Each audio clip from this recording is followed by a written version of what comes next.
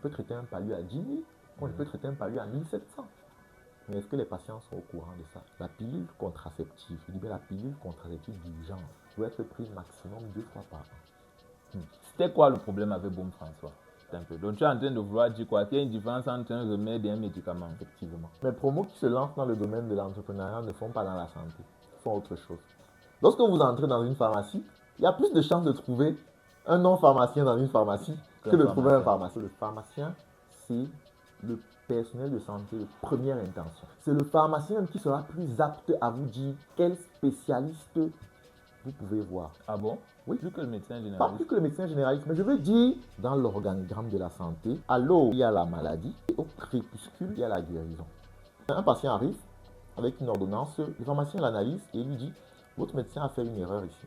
Ce n'est pas ce médicament-ci que vous devriez prendre. Et le patient, pour lui, c'est le médecin qui arrive. Il sait que le professionnel de la santé ultime, celui qui est au-dessus de tout en termes de santé, c'est le médecin. Pourquoi est-ce qu'il te croira, toi, qui es derrière le comptoir, en train d'essayer de lui vendre des produits, en train d'essayer de lui extorquer de l'argent? Parce que la plupart de nous, les gars de la D, lorsque on a le bac, on se dit c'est la médecine. C'est la médecine, c'est un stéréotype. On ne sait même pas si c'est une bonne chose, mais en réalité, c'est ce à quoi on pense. Et vraiment, je tiens à signaler avant qu'on ne... Je ne regrette pas. Oh, okay. Dans aucun monde, on me remet en terminale, on me demande de refaire le même concours. Je ne fais pas médecine, je refais pharmacie. Non, c'est magnifique. Un pharmacien, c'est avant tout un docteur en pharmacie. Au passage donc de cet examen-là, tu étais major, petit narcissisme me rappelle encore. Okay. La réalité du terrain nous fait croire qu'on a appris trop de choses pour rien. Je dirais que le taux d'insertion professionnelle est plus ou moins acceptable. Elle était venue avec un problème de vaginose. Elle avait un problème au niveau du vagin, des odeurs, des écoulements purulents qui sortaient. C'est-à-dire lorsque c'était des rapports, elle avait extrêmement mal. Elle me dit, elle n'a pas les moyens d'aller à l'hôpital. C'est d'abord quoi le problème du médicament de la rue? Qu'en est-il donc de l'ibuprofène qui est posé en route là, sous le soleil, depuis 3 mois, et qu'un charlatan va venir conseiller à un asthmatique? Si tu pouvais vivre une journée dans la peau de quelqu'un d'autre, ce serait qui? Si je pouvais vivre une journée dans la peau de quelqu'un d'autre. Normalement, j'aurais dit moi-même, mais... Toi-même quoi? Ça veut dire que ta vie te plaît déjà beaucoup. Oui, je n'ai pas de soucis particuliers avec ma vie. Tu n'as envie pas la vie d'une autre personne. Et si tu devais choisir quelqu'un, ça peut même être un personnage fictif. Personnage fictif, je serais un peu gêné de dire ça là tout de suite. Mais en réalité, aucun nom ne me vient à l'esprit. Aucun nom ne te vient à l'esprit. Ok. Une qualité et un défaut chez toi. Une qualité et un défaut chez moi. Qualité, je dirais que je suis intelligent, c'est prétentieux, mais je dirais que je suis intelligent. Et défaut, je dirais que je suis narcissique. Narcissique. Je crois que ça va quand même un peu de pair. Ah bon? Je crois que ça va un peu de pair. Le narcissisme et l'intelligence. Narcissisme et l'intelligence, ça peut aller de pair. Quand tu parles même d'abord de narcissisme, tu as tout à l'heure dit que tu ne vois pas pourquoi tu voudrais voilà. vivre déjà, c'est un peu... C'est assez complémentaire. Ok, donc tu te connais quand même un peu. D'accord. Si tu as la possibilité d'inviter 3 personnes, une morte, une vivante, une fictive, donc peut-être un personnage de série, de dessin animé, d'animé japonais, tu inviterais qui? Une personne vivante, je dirais ma mère. Une personne morte, j'aurais beaucoup envie de discuter avec l'auteur de Dragon Ball qui est décédé là. Toriyama. Akira Toriyama, oui. Parce qu'il m'a beaucoup inspiré quand j'étais plus jeune quand même. J'aimerais pouvoir discuter un peu avec lui, savoir ce qu'il a inspiré pour créer le chef-d'œuvre qui nous a permis de tous grandir un peu. Ce serait assez sympa. Et il y avait une personne fictive. Une personne fictive, je dirais Sakata Gintoki. Le Gintama, c'est mon manga préféré. Oui. Mais il y a également Lucifer. Il faut faire un choix. Sakata Gintoki. Pourquoi? Parce que c'est quelqu'un qui a vraiment su donner un sens au mot liberté. C'est vrai que beaucoup pensent que c'est plus One Piece, dans One Piece qu'on le fait, mais c'est vraiment dans Gintama que j'ai vu ça. Quand tu dis il y a ça sur One Piece comme ça, fais attention, il y a les gens qui vont arriver. Oui, je ne veux pas attaquer la communauté. Regarde, on n'attaque pas la communauté. Je ne veux pas vous attaquer. Donc, Sakata Gintoki, c'est quelqu'un qui m'a montré que la liberté, ce n'est pas le fait de vivre sans loi, c'est le fait de vivre en suivant ses propres règles. Il faut faire ce en quoi on croit. Ok, quel est le talent que tu as mais que personne ne soupçonne? C'est-à-dire, en dehors de toi, quand tu as la blouse blanche de pharmacien, tu as quel talent? Je suis doué aux jeux vidéo. Ah, J'aime beaucoup ça. Et plus tôt, j'ai aussi joué à Naruto Storm. Je peux confirmer. Avec toi d'ailleurs. Je peux confirmer. C'était C'était les un champion. membres de la communauté. Et Oui. tu as apprécié que c'était Oui. une des meilleures étapes, vraiment. Une des meilleures époques de ma vie, surtout quand j'étais étudiant. Non, je peux Ça m'a attester. beaucoup aidé. Et j'ai envie de dire que tu parles très modestement parce que César, on l'appelle l'apothicaire. C'est son pseudonyme de gamer. Et vraiment, en ce qui concerne le Storm, César était dans la division 1 de Yaoundé. Donc, pour ceux qui ne savent pas, la division 1, c'était vraiment réservé à 5 personnes. Et c'était le top 5 des plus forts de la ville de Yaoundé. Ouais. César s'est maintenu dans la D1 depuis le moment où il est entré dans la communauté jusqu'à la fin. Jusqu'à la fin. Alors, César, il a vraiment été marquant. Il a souvent Malgré les attaques.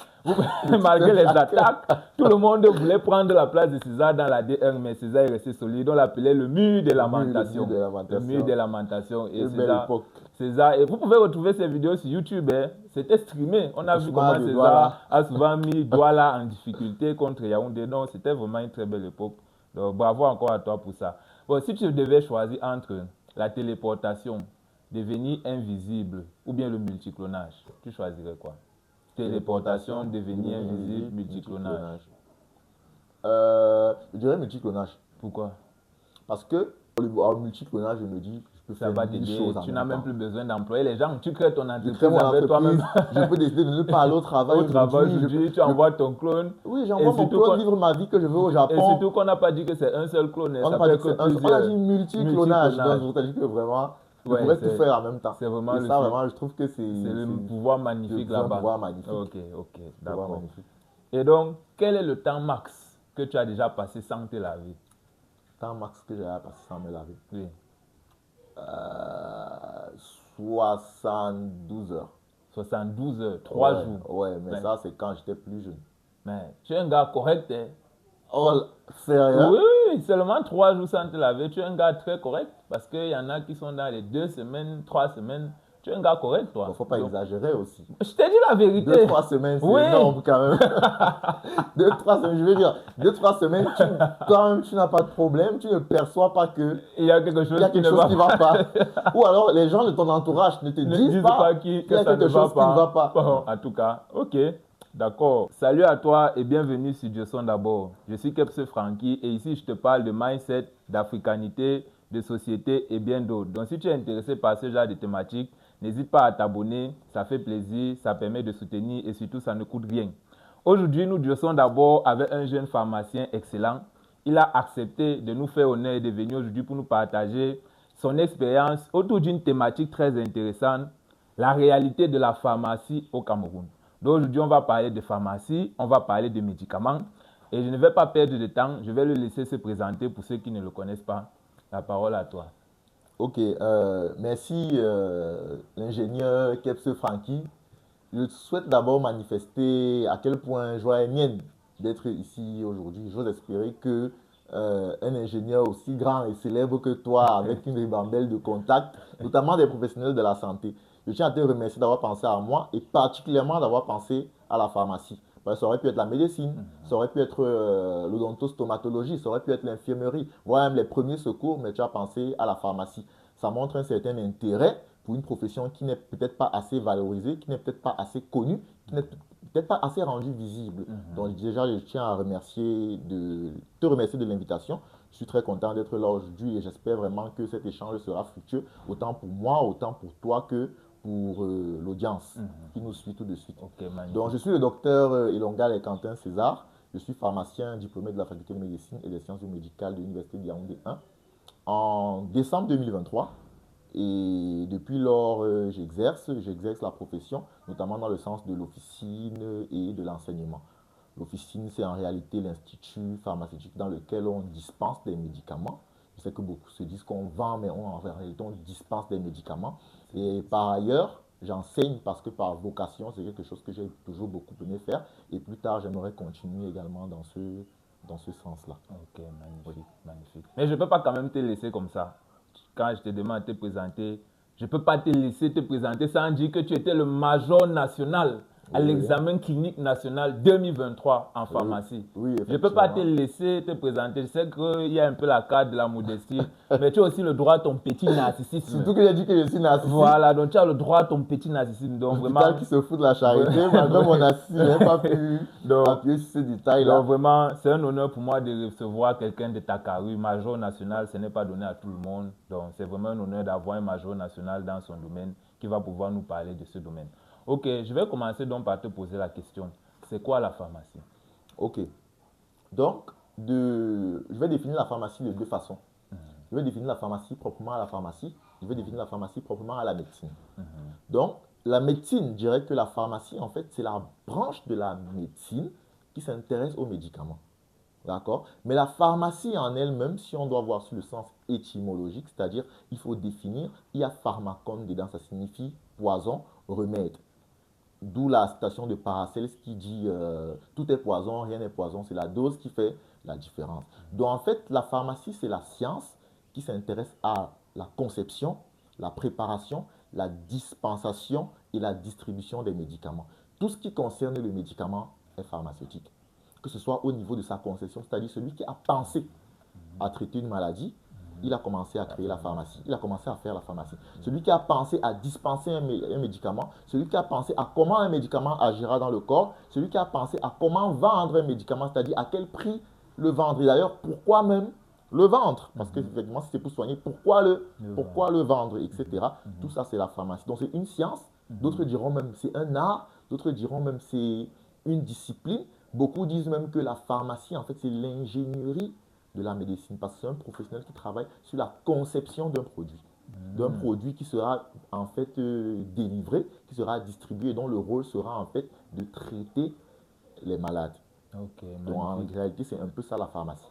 C'est vrai que beaucoup, quand on va dire pharmacie, vont s'appesantir sur l'officine, c'est-à-dire la pharmacie de ville, où entre guillemets, on vend des médicaments, mais la pharmacie, c'est plus large que ça. Il faudrait déjà qu'on comprenne de nos jours que partout où se trouve le médicament, se trouve la pharmacie et donc le pharmacien. Ok, et tu as dit quelque chose de très puissant tout à l'heure.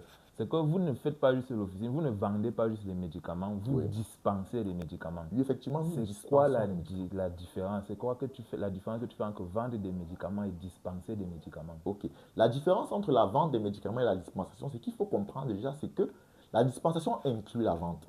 Vu qu'au final, le produit sera vendu. C'est-à-dire, un patient arrive, il te dit, je veux une boîte de, je sais pas, de Laroxyl, c'est la métryptyline, par exemple, c'est un antidépresseur. D'accord? Moi, je ne lui donnerai pas. Je ne lui donnerai pas. Pourquoi?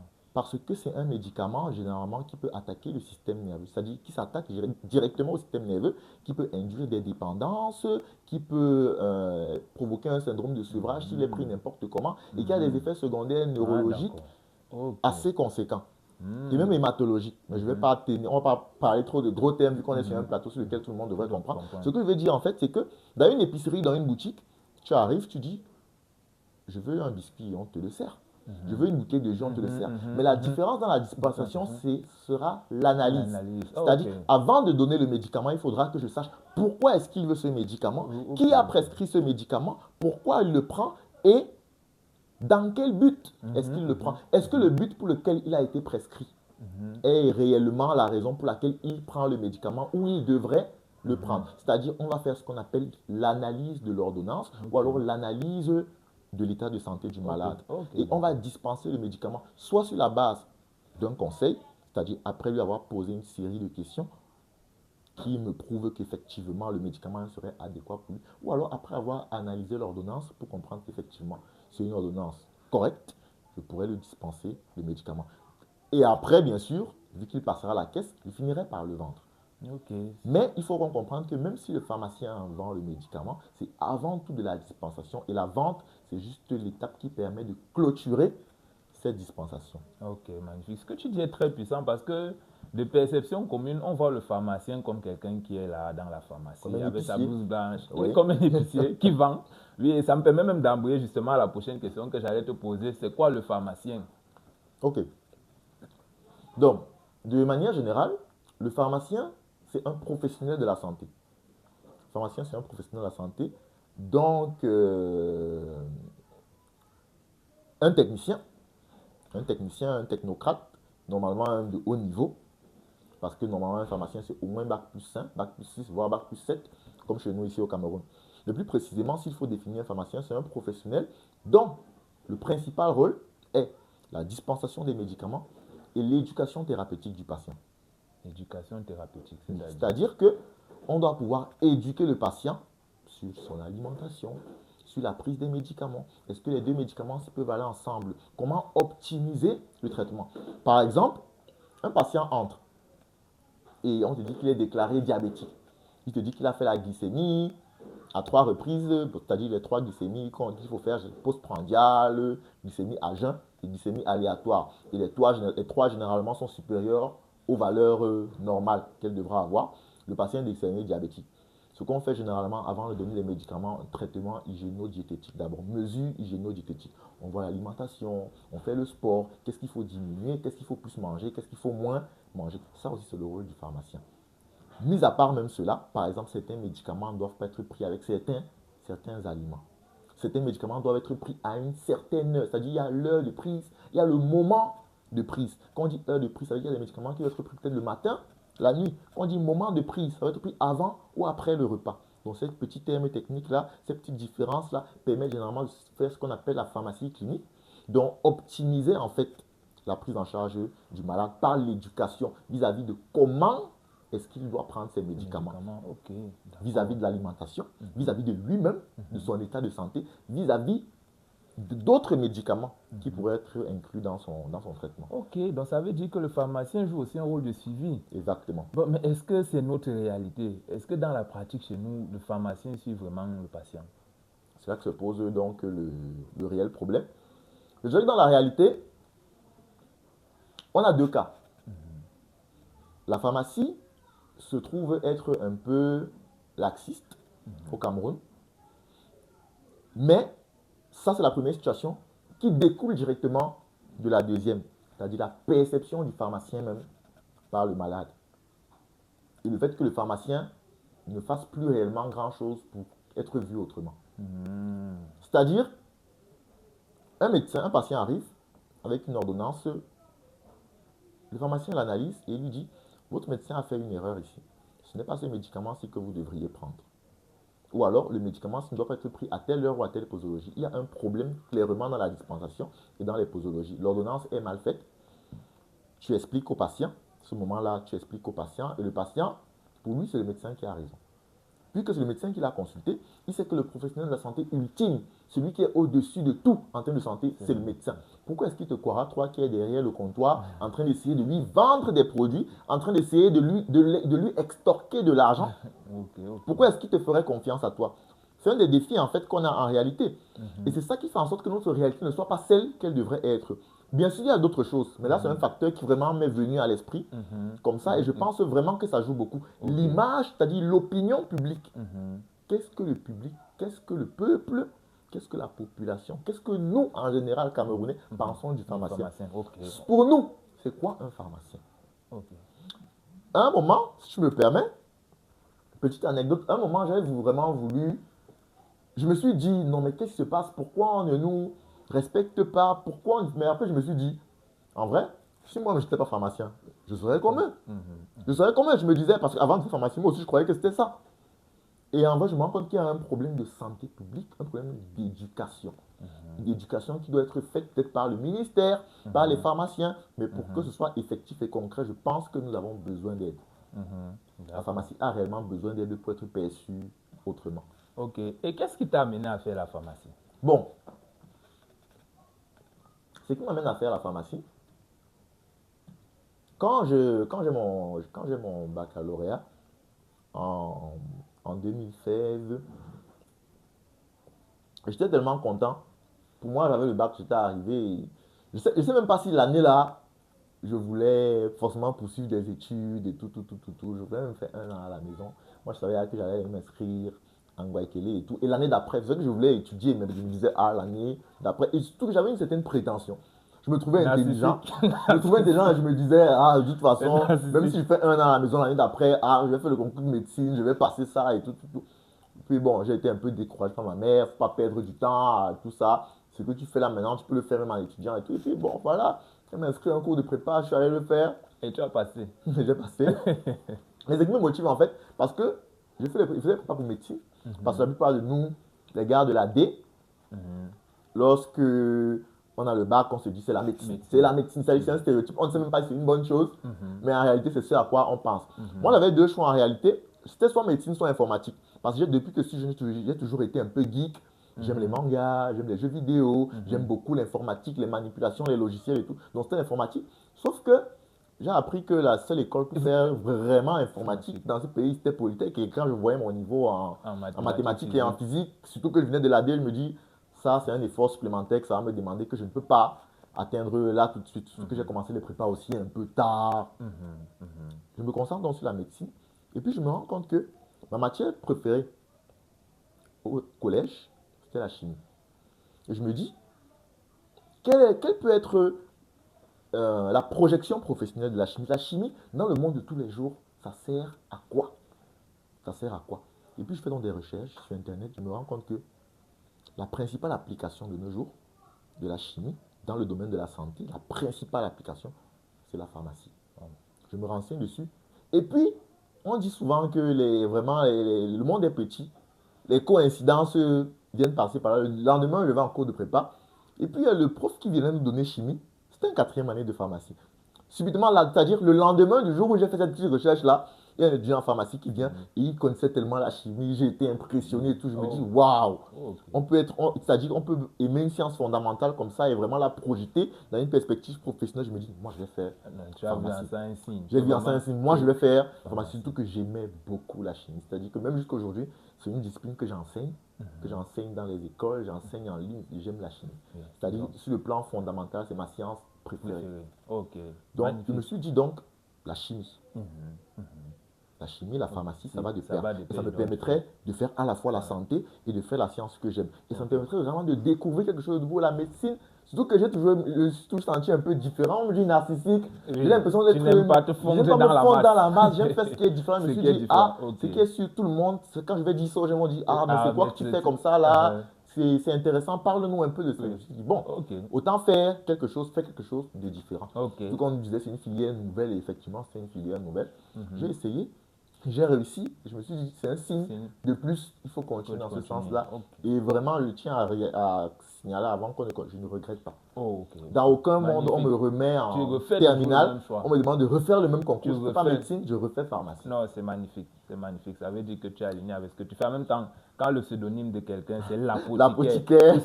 Pour ceux qui ne savent pas, les apothicaires, si je ne me trompe pas, et César, tu pourras me corriger, c'était ceux qui concoctaient des potions à l'époque médiévale pour soigner les gens.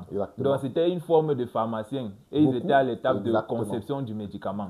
Donc, voilà son pseudonyme de gamer. Vous allez voir, par exemple, beaucoup de noms. Par exemple, le pharmacien d'officine en allemand l'appelle l'apothicaire. C'est-à-dire, le nom allemand, c'est apothicaire. C'est-à-dire que l'apothicaire, en fait, c'est le prédécesseur du pharmacien. C'est lui qui était là avant. Donc, c'est de lui que naît, en fait, le nom de pharmacien, la discipline de pharmacien. Ok, magnifique. Ok, donc là, on va passer maintenant à la réalité de la formation au Cameroun. Bon, d'abord, quel est le parcours pour être pharmacien au Cameroun? Bon, pour être pharmacien au Cameroun, pharmacien, docteur en pharmacie. Parce qu'il y a beaucoup d'écoles qui vont vous dire ils forment des pharmaciens, mais on y fait plus des masters. D'autres, c'est des licences en sciences pharmaceutiques, tel. Un pharmacien, c'est avant tout un docteur en pharmacie. C'est-à-dire qu'il a un diplôme de docteur en pharmacie. Et pour le faire au Cameroun, il faut passer l'examen national d'aptitude à la formation médicale, pharmaceutique et odontostomatologique qui a lieu en septembre une fois par an. Ok, d'accord. Généralement, il y a de nos jours, à mon époque, c'était 8 écoles, mais de nos jours, on allonge jusqu'à 11 écoles. Je ne sais pas trop pourquoi même. On allonge jusqu'à 11 écoles. Dans les 11 écoles, là, je pense qu'il y a au moins 5 ou 6 qui forment des pharmaciens. À Yaoundé, à Tchang, à l'UDM, à Garoua aussi dernièrement. À Ebolo, va même on forme des pharmaciens maintenant. Il doit y avoir 5 ou 6 écoles, on forme des pharmaciens. On doit y faire 7 ans. On doit y faire 7 ans. Je ne sais pas si je dois détailler un peu la formation là où ça y est. Si tu peux détailler de manière sommaire. De manière sommaire, c'est-à-dire la formation se base sur 3 ans d'année licence où on fait des sciences fondamentales. Puis il y a 2 ans, la 4e, la 5e année, c'est plus les années cliniques où on fait des sciences professionnelles, des sciences plus technique, d'accord, où on apprend vraiment à devenir technicien. On va à l'hôpital, on va en industrie, on fait des stages. Puis à la 6e année, où on doit en fait globaliser dans un stage de 4 à 6 mois ce qu'on a fait durant toutes ces années-là. Et puis on passe l'examen national, l'examen classant national, synthèse clinique et thérapeutique, qui résume ce qu'on a fait de première en 5e année. Au passage donc de cet examen-là, j'étais major, petit narcissisme me rappelle encore. Ok. Au-delà de cet examen-là, donc, on arrive en 7e année, on choisit un sujet, on va faire une thèse d'exercice pour obtenir donc, le doctorat en pharmacie, ou le diplôme de docteur en pharmacie, ce qu'on appelle docteur en pharmacie en anglais. Oh. Ok, donc, pour être vraiment pharmacien, il faut un doctorat en pharmacie. Il faut être docteur en pharmacie. Docteur en pharmacie, oui. Ok, donc bac plus 7. Bac plus 7. Mais au Cameroun. Au Cameroun. Mais est-ce que tout ce qu'on voit souvent qu'on a dans les pharmacies, là, avec blouse blanche, ont un bac plus 7? Bon, non. Non, je dirais même que la plupart n'ont pas. Oui. En réalité, de nos jours, j'ai envie de dire, lorsque vous entrez dans une pharmacie, ça ne devrait pas être le cas. Et c'est une des réalités dont on parlera peut-être un peu plus tard. Ça ne devrait pas être le cas, mais il y a plus de chances de trouver un non-pharmacien dans une pharmacie que de trouver un pharmacien. C'est-à-dire, on peut sortir là en route, à première pharmacie, on peut entrer, il y a plus de chances qu'on ne trouve pas de pharmacien qu'on en trouve. Ok, d'accord. On reviendra là-dessus, il n'y a pas de souci.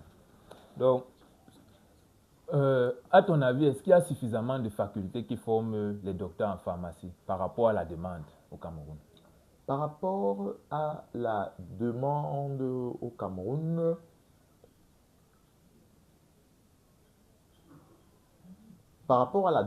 bon, il faut spécifier en réalité, quand tu dis demande, c'est demande par rapport à l'emploi ou demande par rapport à la population. Bon, qui demande des pharmaciens? Je vais bien spécifier. La demande en termes d'élèves qui viennent d'avoir un bac. Un baccalauréat scientifique. Cette demande-là, est-ce qu'il y a assez d'écoles de formation qui peuvent satisfaire la demande d'élèves qui ont les aptitudes, mais qui doivent passer par un concours et qui doivent être formés? Non, je dirais non. Donc pour toi, il n'y a pas assez d'écoles? Je dirais non, il n'y a pas assez d'écoles. Parce que si dire qu'il y a assez d'écoles, ça voudrait dire que je termine mon bac, j'ai un bon niveau. Si je suis bon, je peux devenir pharmacien. Sauf que non, c'est faux. Tu peux être bon et ne pas réussir le concours quand même. Je pense qu'au Cameroun, c'est valable dans la plupart des filières de grandes écoles. C'est valable dans la plupart des filières de grandes écoles. Donc jusqu'à ce jour, même devenir pharmacien reste un challenge. Malgré le fait que de nos jours, c'est plus facile qu'avant. Moi, à l'époque, il y avait 2 écoles. À mon époque, il y avait 2 écoles, 3 écoles. Douala, Yaoundé et l'UDM. Et moi, j'étais à Yaoundé, c'était 30 places. De nos jours, on est dans Douala, Yaoundé, UDM, on a ajouté Garoua, on a ajouté Sangmelima, on a ajouté Tchang. C'est-à-dire qu'il y a tellement d'écoles aujourd'hui. Donc forcément, c'est un peu plus facile. Mais en termes de ratio de succès, c'est toujours très peu probable. C'est toujours plus probable de rater le concours que de le passer. Même si on a un bon niveau. D'accord. Et il y a un stéréotype que j'ai très souvent suivi concernant la faculté la formation en faculté de médecine, c'est qu'on faxe beaucoup. Oui, effectivement. On faxe beaucoup. Effectivement, on faxe beaucoup. Oui, et si on faxe beaucoup, est-ce que ça n'altère pas les capacités d'analyse du pharmacien? Puisque tu as dit que le pharmacien ne vend pas les médicaments, il dispense des médicaments, il y a l'analyse. Est-ce que ça n'altère pas cette capacité d'analyse? Ok. Ce qu'il faut savoir en réalité, c'est que il y a 3 filières en faculté de médecine. Il y a la médecine générale, il y a la médecine bucco-dentaire et il y a la pharmacie. Je ne veux pas cracher sur la médecine, mais de mon expérience, le fax, qu'on appelle vraiment le frequently asked question, c'est-à-dire les questions qui reviennent fréquemment, est plus axé en médecine qu'en pharmacie. Attention, je ne dis pas qu'il n'y en a pas chez nous. Il y en a également. Il y en a également. Et si ça en dépendait que de moi, cette chose n'existerait pas. Parce que je trouve que c'est quelque chose vraiment qui encourage la paresse, qui diminue le niveau des élèves, qui fait en sorte qu'on ne soit pas aussi doué qu'on pourrait l'être, ou du moins qu'on pourrait espérer l'être. Mais comme moi je dis toujours, l'école, je ne sais pas si c'est peut-être à cause de mon éducation, de comment j'ai grandi, mes motivations, mais nous on nous a présenté l'école, parce que moi qui viens de famille modeste, nous on nous a présenté l'école comme le moyen le plus sûr de réussir. Et quand tu veux réussir, tu ne joues pas avec ce qui te permet de réussir. Je me dis vraiment, si tu as cette mentalité-là, malgré le fax, l'apprentissage, c'est quelque chose de personnel. Il faut décider, c'est-à-dire il faut le décider, il faut en avoir envie et prendre conscience de l'importance du geste. Ça veut dire que Moi, personnellement, c'est l'optique dans laquelle je me suis lancé en faculté de médecine. L'optique dans laquelle je me suis lancé. Et par ailleurs, on nous disait tout le temps, vous êtes dans un système LMD, licence, master, doctorat et tout. 80% de ce que vous devez savoir, ça doit venir de vous-même. Pour moi, ce sont des conneries. Pour moi, ce sont des conneries parce que nous sommes dans une école. On est là pour se faire former, puis on nous dit qu'on doit se former nous-mêmes. Ce n'était pas dans les clauses du contrat. C'est-à-dire, c'est écrit dans les textes de la faculté de médecine que l'élève doit se former lui-même. Si c'est ça, pourquoi on fait donc des cours? Pourquoi on ne reste pas à la maison et vous nous envoyez les supports? Pour moi, ce sont des conneries, mais on était obligé de s'adapter. S'adapter dans ce sens-là. Moi, c'est personnellement comme ça que j'ai évolué en faculté de médecine. Je peux le dire en toute honnêteté, ce n'est pas pour cracher sur l'école. Je trouve quand même que la faculté de médecine, c'est quand même la faculté qui accueille les meilleurs. On va dire ce qu'on veut, mais je pense que c'est la faculté quand même qui accueille les meilleurs. Et que les élèves qui sont là-bas sont quand même, ou du moins ont été les meilleurs à un certain moment de leur vie. C'est-à-dire, s'ils ont réussi ce concours, ça veut dire qu'ils ont un certain niveau. Du coup, pour ceux qui sont conscients, prendre conscience, excuse-moi de la redondance, prendre conscience et d'étudier devrait être quelque chose de tout à fait naturel. Tout à fait naturel. Étudier soi-même et se dire que bon, voilà. Moi, aujourd'hui, comme je ne dis pas pour cracher sur ma formation, je trouve que j'ai eu de bons enseignants. Vraiment, j'ai eu de bons enseignants. J'ai appris de bonnes choses. Il y en avait des meilleurs que d'autres. On ne va pas citer les noms, mais j'ai eu de bons enseignants. Et j'estime que, même si aujourd'hui, 70% des choses, 80% des choses que je sais, je les ai appris par moi-même, je pense quand même que mes enseignants m'ont montré le canevas. C'est-à-dire ce qu'il faut savoir et ce qu'il faut ne pas savoir. Donc, ça en soi, ça reste une bonne chose. Donc, je pense que pour l'étudiant, qui a reçu le concours de faculté de médecine et qui, en guillemets, à un certain niveau, qui est conscient de ce qu'il veut, la qualité de la formation ne devrait pas trop l'altérer dans le sens où il pourrait évoluer par lui-même. Mais celui qui attend tout de l'école, j'ai envie de dire, honnêtement, il sera déçu. Il sera ultimement déçu. Donc, pour toi, l'étudiant, c'est bien qu'il passe le concours, c'est bien qu'il fasse la formation, mais qu'il ne compte pas que sur l'école. Qu'il compte même surtout sur lui-même. Et il considère que l'école lui donne juste le canevas de ce qu'il faut savoir et puis il fait ses recherches personnelles. C'est ce qui va même lui permettre aussi de se démarquer et de se différencier des autres. Je discutais avec un de mes profs dernièrement et il me disait, on n'avait pas discuté depuis longtemps, il me disait, elle m'a dit, docteur César, je trouve que vous connaissez le médicament, mais il faut essayer encore un peu de vous améliorer. Vous pouvez faire mieux parce que vous avez déjà le diplôme. Améliorer votre compétence. C'est-à-dire, on dit souvent que skill of degree, la compétence est plus importante que le diplôme. Quand tu es en faculté de médecine, tu as déjà le diplôme. On n'échoue pas trop en faculté de médecine comme l'école que tu connais là, ton école. Je ne vais pas citer le nom. On n'échoue pas trop en faculté de médecine comme à Polytechnique, par exemple. C'est-à-dire, en faculté de médecine, tu peux entrer, tu fais tes 7 ans, même en jouant, même en te baladant dans les couloirs, tu finis par sortir. Ça veut dire que quand tu es en faculté de médecine, tu as déjà le diplôme. Avant, on disait même que tu as le diplôme et le matricule. Tout ce qui te reste à faire, c'est te former. Travaille ta compétence. Travaille ta compétence. Ok. Et comme tu parlais de ton enseignant, est-ce que tu peux donner 2 enseignants qui t'ont marqué durant ton parcours? 2 enseignants qui m'ont marqué. Et tu dis aussi brièvement pourquoi ils t'ont marqué. 2 enseignants qui m'ont marqué durant mon parcours. Bon, l'enseignant qui m'a le plus marqué durant mon parcours, d'ailleurs, c'était mon directeur de thèse. C'est le professeur Samambala Claudine. Elle était vice-doyenne de la faculté de médecine, chef de département de pharmacognosie et enseignante de microbiologie. C'est elle qui m'a tenu pendant ma thèse. J'ai beaucoup aimé la mère là parce que c'est une mère qui... Je dis mère parce que, bon, vraiment, je l'apprécie vraiment beaucoup. Elle m'appelle souvent son fils et tout. Bon, voilà. Je dis mère parce que, vraiment, je l'apprécie beaucoup. Mais c'est une maman.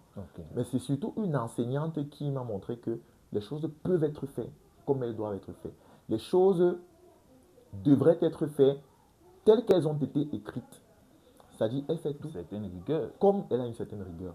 Et parfois, j'ai envie de dire que c'est difficile de travailler avec elle. Quand tu n'es pas toi-même rigoureux. C'est stressant. Parce que moi, j'ai beaucoup pris cher. Je prends même toujours cher.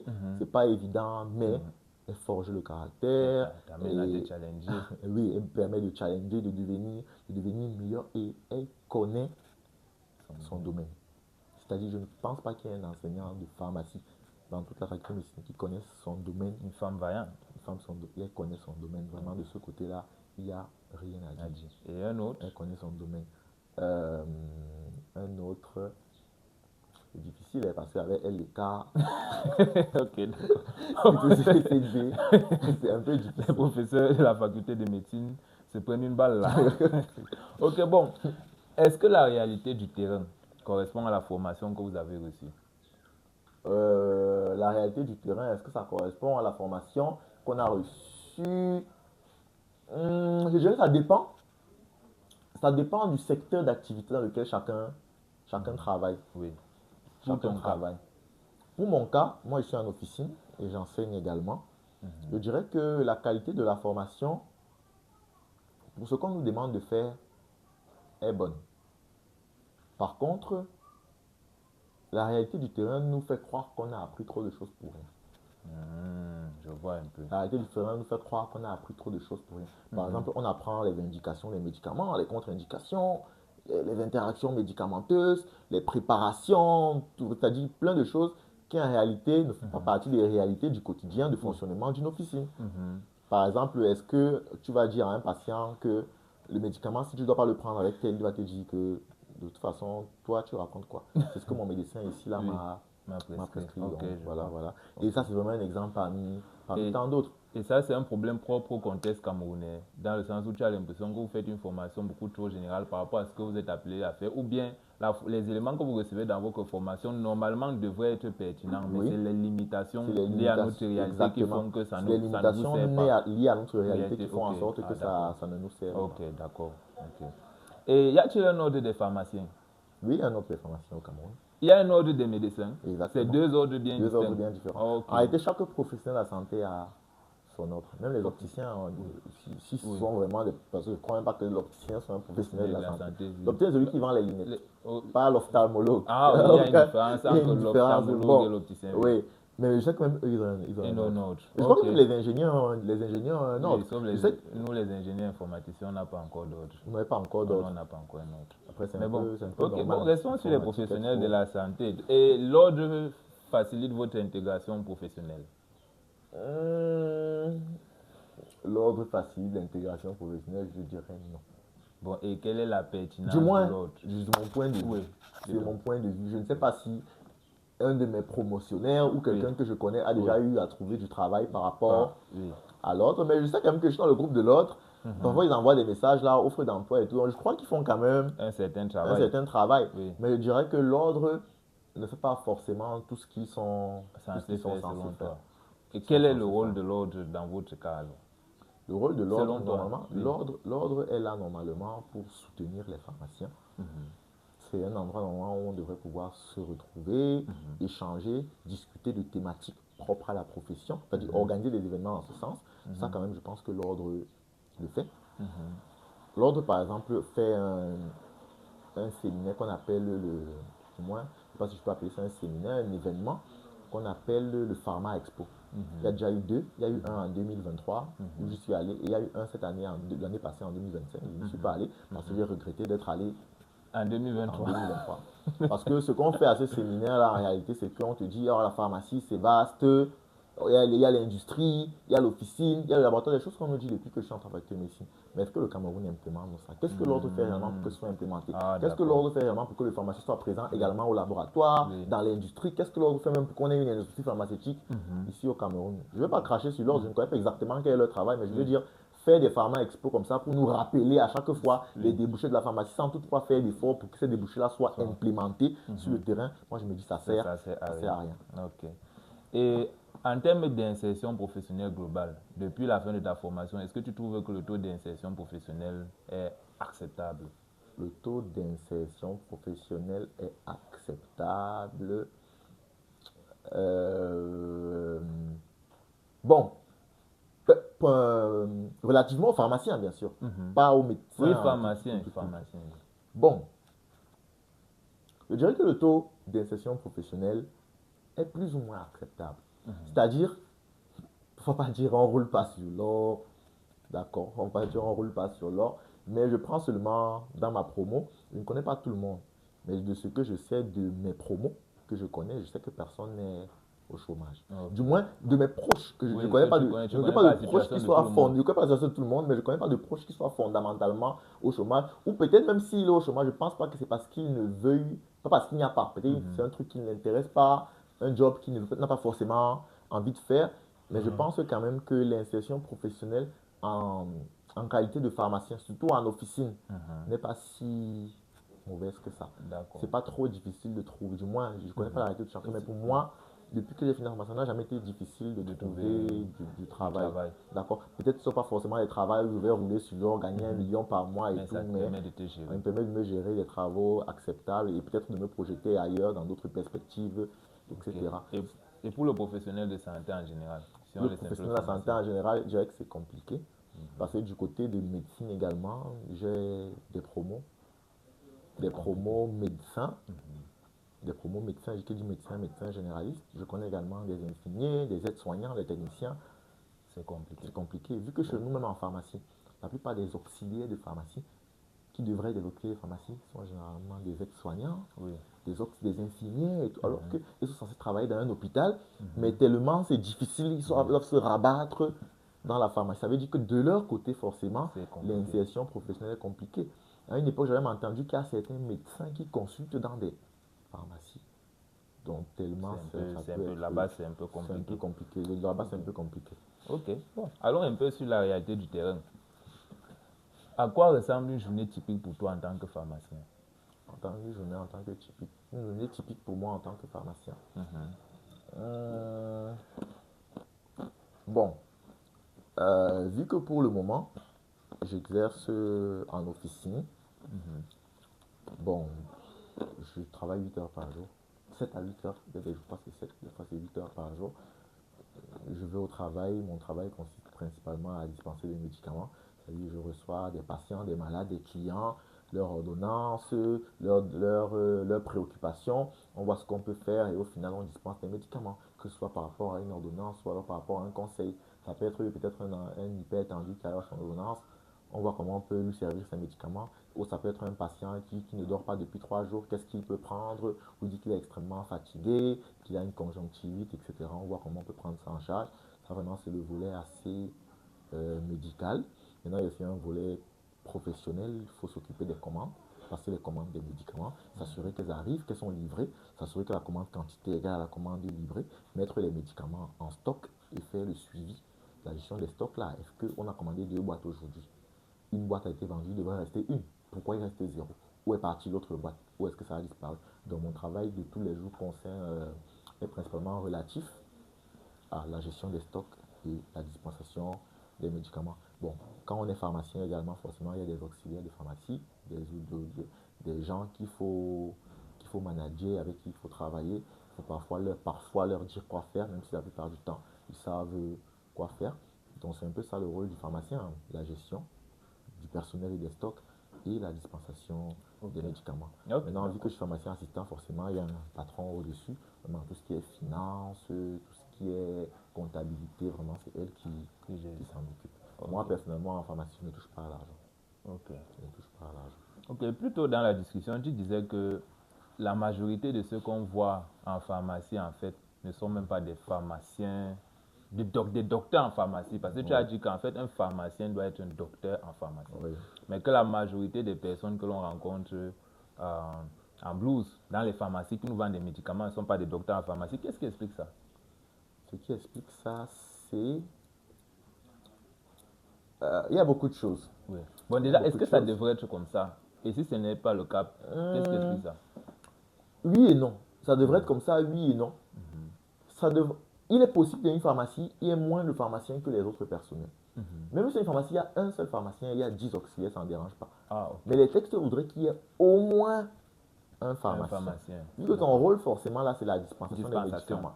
Celui qui va s'occuper de la vie des gens doit être un professionnel de la santé. Donc, il faudrait qu'il y ait au moins un pharmacien le long de l'ouverture. C'est pour ça que beaucoup de pharmacies prennent généralement des pharmacies sérieuses, prennent 2 pharmaciens, du moins, les pharmacies très sérieuses prennent au moins un pharmacien ou 2 pharmaciens. Soit la moitié de la journée du matin, ou la moitié de la journée de l'après-midi, ou alors même certains prennent 2, 3, pour qu'il y ait toujours un pharmacien dans la pharmacie. Mais normalement, une pharmacie doit avoir au moins un pharmacien qui doit être là pour s'assurer effectivement de la dispensation des médicaments et de l'éducation des patients. Donc ça veut dire on peut avoir les auxiliaires non pharmaciens, mais si on a un patient qui vient avec un problème spécifique et il veut poser son problème, parler de ses symptômes et demander une solution, c'est le pharmacien. C'est le pharmacien qui devrait d'accord. Maintenant, ce qui fait ça, ça pourrait être Déjà, la pharmacie a un peu changé dans le sens où, à l'époque, celui qui entrait en faculté de médecine de Yaoundé de ce concours sortait directement fonctionnaire. Du coup, c'était normal en réalité qu'il n'y ait pas beaucoup de pharmaciens dans les officines, vu qu'on les affectait dans les hôpitaux et qu'on sort. Mais de nos jours, vu qu'il n'y a plus cette intégration-là, c'est pour ça que nous, on se retrouve en officine, même si forcément, ce n'est pas forcément ce qu'on a envie de faire, on se retrouve en officine. Maintenant, combien de pharmaciens titulaires, patrons d'officine, sont d'accord pour payer un pharmacien? Pour payer un pharmacien.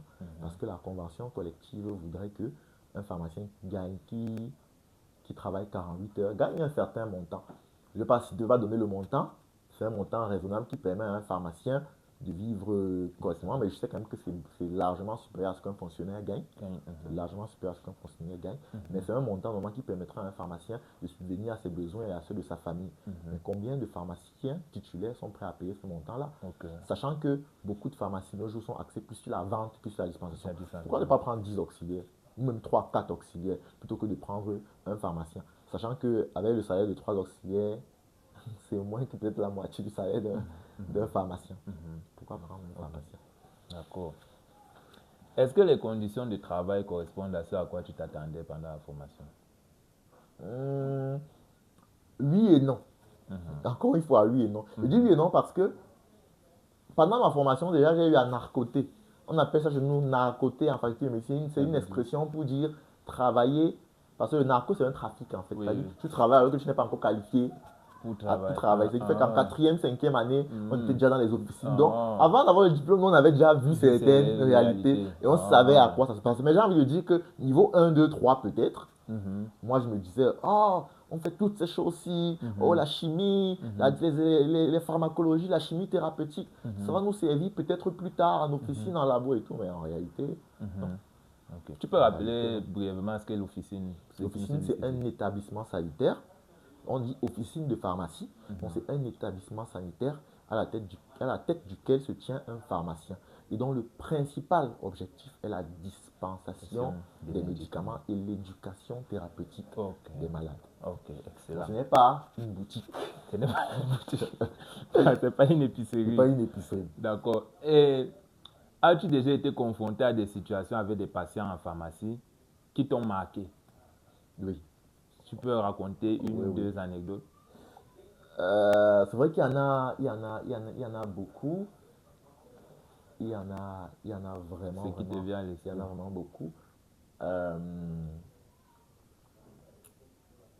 Bon, il y a un patient. Bon, ce qui me vient à l'esprit en général, c'est qu'il y a un patient, une dame, qui était venue avec un problème. Elle était venue avec un problème de vaginose. C'était une vaginose. Je ne sais pas si c'était candida, bactérienne, fongique, je ne sais pas. Mais elle avait un problème au niveau du vagin, des odeurs, des écoulements purulents qui sortaient et les dyspanios, c'est-à-dire lorsqu'elle faisait des rapports, elle avait extrêmement mal. Et elle me dit là, je lui dis non, pour ce genre de problème-là, je ne peux pas intervenir là tout de suite. Il faut aller à l'hôpital, te faire consulter. Elle me dit, elle n'a pas les moyens d'aller à l'hôpital, qu'elle veut que je lui prescrive. Je dis que non, même si je vous donne quelque chose là maintenant, ça peut marcher comme ça peut ne pas marcher. Surtout que le problème elle est grave, vous traînez depuis près de 4 mois. Du coup, les gènes peuvent être résistants aux médicaments que je vais vous donner. Il faut faire un examen. Elle me dit, il n'a pas. Du coup, je l'envoie chez un de mes collègues qui travaille dans un laboratoire. J'ai une amie biologiste médicale qui travaille dans un laboratoire. Je l'envoie donc là-bas, que va faire l'examen. J'ai payé moi-même, parce que je peux le faire moins cher, moi, là-bas. J'ai payé l'examen, elle est partie. Et après, tu reviens me voir avec l'examen. Tu n'as pas besoin d'aller à l'hôpital. Je vais interpréter moi-même et te prescrire, et du moins, et te dispenser les médicaments qu'il te faut. Elle est allée, elle a fait les médicaments, elle a fait le PCV, elle a fait les examens, tout, l'uroculture. On a tout fait. C'est-à-dire, on a tout fait, le grand bilan, et puis elle est venue avec. J'ai analysé tout proprement. J'ai analysé tout, j'ai donné les médicaments, j'ai prescrit, j'ai conseillé les médicaments à la bonne posologie. Elle les a pris. Elle les a pris pendant 3 à 4 semaines. Et puis là, elle revient avec son mari 3 semaines après. Ils me disent merci, ils étaient contents. C'est-à-dire que ces choses-là, en fait, ça fait plaisir. Oui. En fait, je me suis senti plus pharmacien que d'habitude.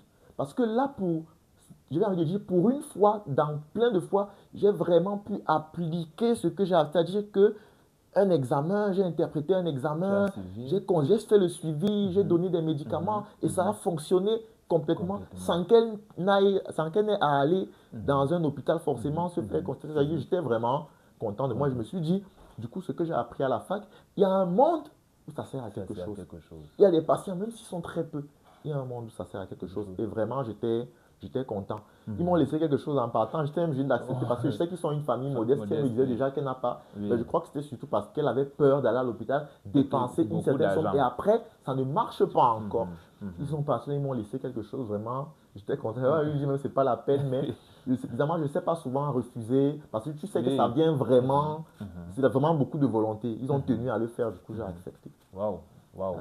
Et c'est une belle expérience. Et ce n'est pas la seule dans ce sens-là. Ce sont ces expériences-là. C'est pour ça que j'ai dit, il n'y a pas une seule. Ce sont ces expériences-là qui te montrent souvent que, bon, voilà, tu peux aider. Tu sers à quelque chose. Tu n'es pas juste un vendeur, même si la société veut te faire croire que voilà, tu ne sers à rien. Oui. Non, mais ce qui est même beau avec cette anecdote, c'est que ça ressort aussi le côté humain dans les affaires, dans le commerce, dans la réalité de professionnels de santé. Effectivement. Oui, parce qu'il y a aussi ce volet humain-là. On se déplore souvent beaucoup de scénarios où des personnes sont mortes, même dans des hôpitaux, parce qu'on ne prend pas en charge par manque d'argent. Alors que parfois, ça ne coûte même pas grand-chose quand on a un bon cœur d'aider les gens. Il y a des moments où il faut parfois faire ces efforts. Vraiment, c'est à saluer. Moi, j'apprécie beaucoup ce genre moi, je dis toujours, j'ai vraiment envie, rien ne dit que c'est vrai, mais j'ai vraiment envie d'y croire que le bien qu'on fait nous est toujours rendu. Ça revient toujours. J'ai envie d'y croire. Je n'ai aucune preuve, je n'ai pas de moyen de le prouver, mais sincèrement, j'ai envie d'y croire. Surtout que, bon, jusqu'ici, tu ne vas pas dire que tu regrettes ta vie. Tu as dit toi-même que s'il fallait refaire, tu referais. Oui, je referais. Et si ça t'est arrivé par moment d'aider des gens comme ça, de ta poche, de ton temps, de ta réflexion, et que jusqu'à présent, tu es à l'aise, tu es heureux, peut-être que c'est revenu d'une manière ou d'une autre. Effectivement. Ok, magnifique. C'est vraiment de très belles anecdotes. En tout cas, moi, je suis très content de suivre ce genre d'histoire et c'est vraiment encourager ce genre de belles attitudes. Bon, quelle relation entretient le pharmacien avec les autres professionnels de santé? Parce que je t'ai beaucoup suivi dire que, en fait, vous dispensez les médicaments, donc vous avez un travail d'analyse, de comprendre la situation du patient, son problème, diagnostiquer. Mais je sais que souvent, quand quelqu'un est malade, bon, il part à l'hôpital consulter. Après la consultation, on lui prescrit un ensemble de médicaments, parfois d'examens, bref, des examens de médicaments. Et les médicaments, il part en pharmacie les acheter. Mais quand je te suis dit que vous analysez, est-ce que c'est donc encore nécessaire d'aller consulter à l'hôpital? Bref, quelle est votre relation avec les autres corps de métier? Donc, ce qu'il faut comprendre, c'est que dans l'organigramme de la santé, à l'aube, il y a la maladie et au crépuscule, il y a la guérison. C'est-à-dire, lorsque on a un problème de santé ou qu'on est malade, c'est le début et la fin devrait être la guérison. Et entre la maladie et la guérison, il y a donc le professionnel de la santé en général. Où dans cet organigramme-là, chacun devrait avoir son rôle. Normalement, le médecin consulte, il fait un examen physique et il te sort un diagnostic. C'est-à-dire, il te dit ce que tu as, de quoi tu souffres. Au ressort de ce diagnostic-là, il te fait une prescription de médicaments. Ces médicaments-là doivent être délivrés par un pharmacien. Ou avant la délivrance, il doit analyser l'ordonnance, te dire si l'ordonnance est correcte, si l'ordonnance n'est pas correcte, s'il y a les médicaments qui devraient aller ensemble ou pas. Ça, c'est ce qui devrait être fait. Maintenant, il y a une certaine réalité, bien sûr qui n'est pas générale. Je n'ai pas dit qu'elle est générale, même si elle est plus générale que particulière. Lorsqu'on se rend compte, parce qu'au final, le professionnel de la santé spécialiste du médicament reste le pharmacien. Ça veut dire, même si toi, en qualité de médecin, tu as prescrit un médicament, c'est au pharmacien de dire si la prescription effectivement est bonne ou s'il y a, ou il pourrait y avoir un problème. Médecin, tu as déjà beaucoup de choses à faire, beaucoup de choses à apprendre. Personne ne va te nier de cela. Tu peux te faire une erreur ou même ne pas connaître une posologie. Mais, premier constat, c'est-à-dire, constat sera le nôtre de faire. Lorsqu'on écrira au médecin, ou on l'appellera pour lui dire, docteur, ici, docteur tel, tel, tel, de la pharmacie tel, vous avez fait une erreur au niveau de l'écriture du médicament tel, tel. Tu connais l'orgueil de l'homme. L'orgueil de l'homme. Non, je ne peux pas avoir fait d'erreur. C'est monté, c'est descendu. Donne aux patients le médicament tel que j'ai écrit. Donc, ça devient un problème d'ego. Ce n'est plus un souci de soigner le patient. Voilà, c'est plus un souci de soigner le patient. Et ça engendre donc une relation en quelque sorte de conflit. De conflit. Et moi, je me dis, c'est parce que la pharmacie était, du moins quand c'est né, la médecine avait déjà au moins 40 ans ici. Parce que je me rappelle quand j'ai travaillé en médecine, je suis à la 10e promotion. Or, là, en médecine, ils sont à 48e promotion. Ça veut dire que la première promotion de pharmacie a vu la 38e promotion de médecine. Ça veut dire que c'était là au moins 38 ans, 37 ans avant nous. Donc le médecin n'a pas eu l'habitude d'avoir un professionnel de la santé qui est là pour lui dire que pour critiquer son ordonnance. Parce qu'une critique peut être positive ou négative. Oui, je comprends. Mais il n'a pas eu l'habitude d'avoir un professionnel de la santé qui est là pour critiquer l'ordonnance. Du coup, ça engendre quoi? Le conflit. Oui, je vois un peu, je vois. Ça engendre un conflit qui fait en sorte qu'on ne puisse pas évoluer professionnellement par là. Ou au final, au lieu de mettre la guérison du patient devant. Ok, je vois, je vois. Donc la relation avec le médecin, elle est un peu conflictuelle. Elle est un peu conflictuelle. Sur le plan professionnel. Parce qu'on s'entend, on va se voir dans le bar, là, on va taper les commentaires. Vous êtes d'abord les personnels de la santé, vous êtes d'abord les grands buveurs. Donc, quand il faut boire, il n'y a pas... Quand c'est pour le travail, il y a les problèmes, mais quand il faut boire une bière, ça s'entend plutôt la bière bien. les hommes. Mais vraiment, on a vraiment ce problème-là, cette relation. Mais comme je dis, ce n'est pas tous les médecins. Moi, j'en ai déjà appelé qui sont compliants. D'accord, on les appelle, on leur dit que bon voilà, tel, on propose l'équivalent. Il dit ok docteur, allez-y, proposez un équivalent. Parfois il dit propose un équivalent que le patient peut prendre. Il dit ok, effectivement, la posologie n'est pas correcte, qu'est-ce qu'il devrait prendre? Il dit tel. Lui-même il vérifie, il dit effectivement docteur, je me suis trompé. Il y en a de bons. Je ne veux pas dire de bon et mauvais parce que ce n'est pas le bien et le mal. Mais il y en a de raisonnable et de pas, parce que ce n'est pas raisonnable de ne pas laisser quelqu'un faire son travail. Ok, magnifique. Et donc, les autres professionnels de la santé, en dehors du pharmacien, vivent-ils les mêmes réalités que vous? Sinon, quelles sont leurs spécificités? Qu'est-ce que vous avez en commun? Réalité professionnelle et de tous les ordres possibles. Je dirais que c'est un peu compliqué parce que les autres professionnels de la santé vivent une prise. C'est-à-dire que il y a une certaine condescendance. C'est vrai que on dit voilà, la médecine, c'est la filière plus ou moins, c'est la première filière. On dit la médecine générale, c'est la première filière. Du coup, on a vu des écoles, par exemple, où, par exemple, le cas de l'ISTM, où il y a la médecine, il y a la santé publique, il y a biomédical, il y a kinésithérapie, où les étudiants en médecine se sentent un peu plus en haut, que c'est des filières paramédicales. Du coup, il y a ce problème de caractère hautain là, ce souci de condescendance, genre, nous sommes les médecins. C'est nous là. C'est vrai que nous, médecins, pharmaciens, il n'y a pas trop ça parce que c'est deux disciplines un peu opposées.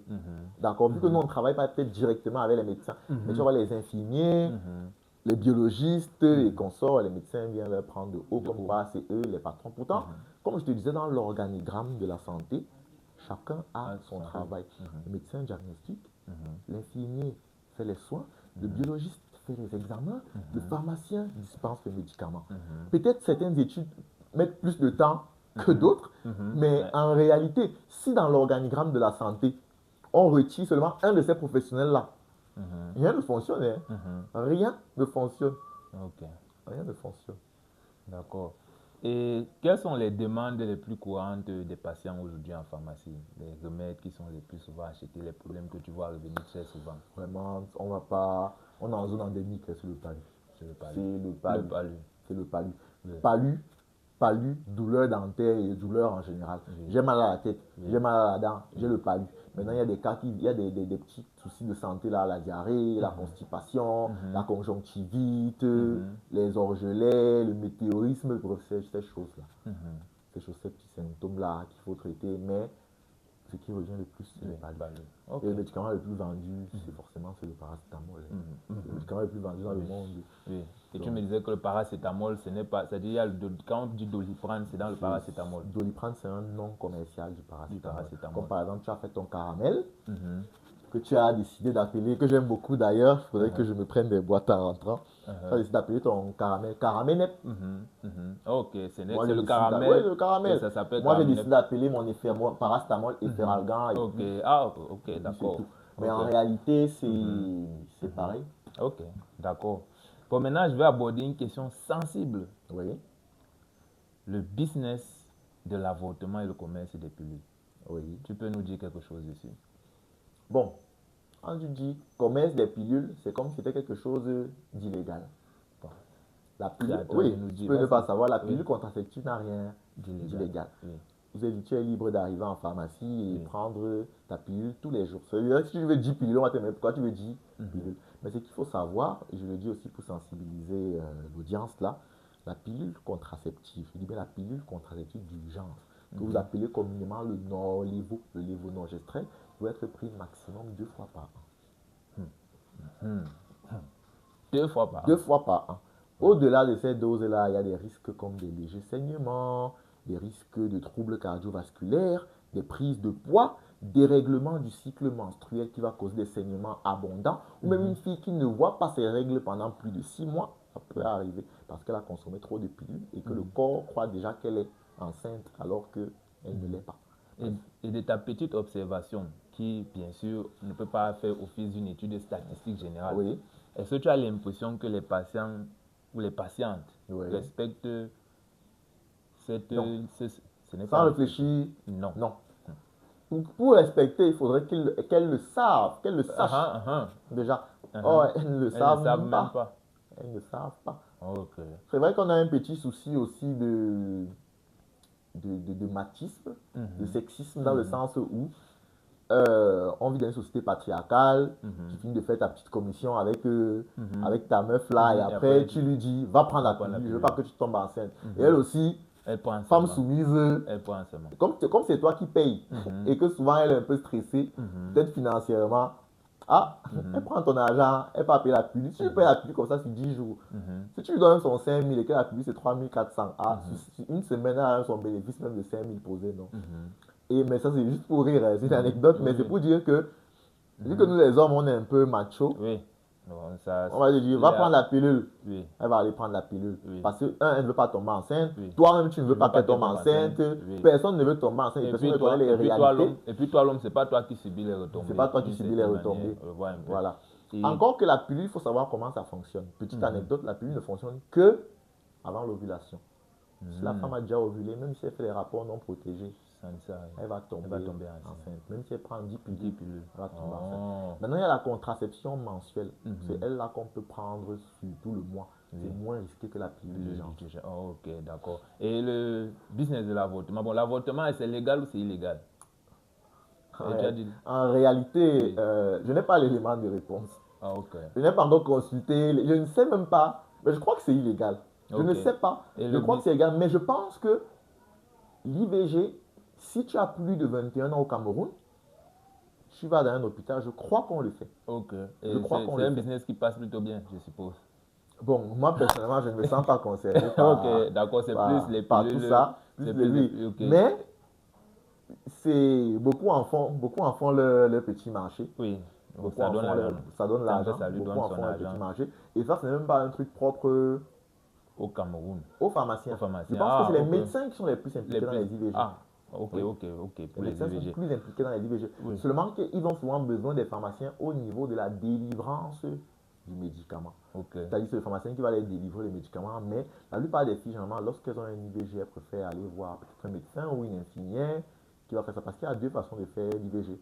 Soit c'est l'IVG médicamenteux, soit c'est l'IVG par curettage. Mais même avec l'IVG médicamenteux, généralement, on demande de faire un curettage à la fin pour nettoyer en fait l'utérus, le vagin et tout ça, histoire que des débris n'y restent pas insérés. Ok. Tout à l'heure, quand j'ai parlé du commerce des pilules, tu as dit que la pilule n'est pas illégale. Oui. Donc, quand j'ai parlé, tu as dit qu'il ne faut pas que je fasse comme si la pilule n'est pas illégale. Mais tu sais bien, je pense que tu es d'accord avec moi qu'il y a une différence entre ce qui est légal et ce qui est moralement acceptable ou juste. Oui. Tu comprends un peu ce que je veux dire. Donc, selon toi, certes, le commerce de la pilule est légal. Mais est-ce que tu penses que c'est quelque chose de juste? Est-ce que c'est quelque chose de légitime? Est-ce que c'est quelque chose de moral? Ça, vraiment, c'est une question de débat ouvert pour toi. Ok. Si on va dans le sens des débats ouverts, chacun est libre de décider si elle veut porter quelqu'un dans son utérus ou pas. D'accord. Mais je pense que généralement, un rapport sexuel, entre guillemets, engage deux personnes. Il faut une discussion au préalable. Oui. Si tu tombes enceinte, qu'est-ce qu'on fait? Parce qu'il faut poser la question là avant. Qu'est-ce qu'on fait? Parce que ça va éviter est-ce qu'il faut prendre la pilule? Est-ce que je suis d'accord avec que tu prennes la pilule? Est-ce que je ne suis pas d'accord? Etc. Donc, en fait, pour toi, c'est une question d'entente entre les deux parties prenantes dans le couple. Okay. Moi, vraiment, c'est une question d'entente. Je ne suis pas pour le fait qu'on force quelqu'un à prendre la pilule. Une pilule. Donc, en fait, pour toi, la prise de la pilule en elle-même, pour toi, c'est pas un problème. Chacun doit seulement savoir à quoi s'attendre. Si tu veux, tu prends. Si tu veux, tu ne prends pas. Mais avant de faire vos choses, entendez-vous bien. Oui, exactement. D'accord. Magnifique. Donc, on va maintenant un peu parler des défis. Les défis. Donc, c'est vrai que tu as beaucoup parlé, développé dessus, mais je te demande encore quand même, comment le professionnel de santé, en particulier le pharmacien est perçu par le patient au Cameroun? La perception que les patients ont du pharmacien. Ok.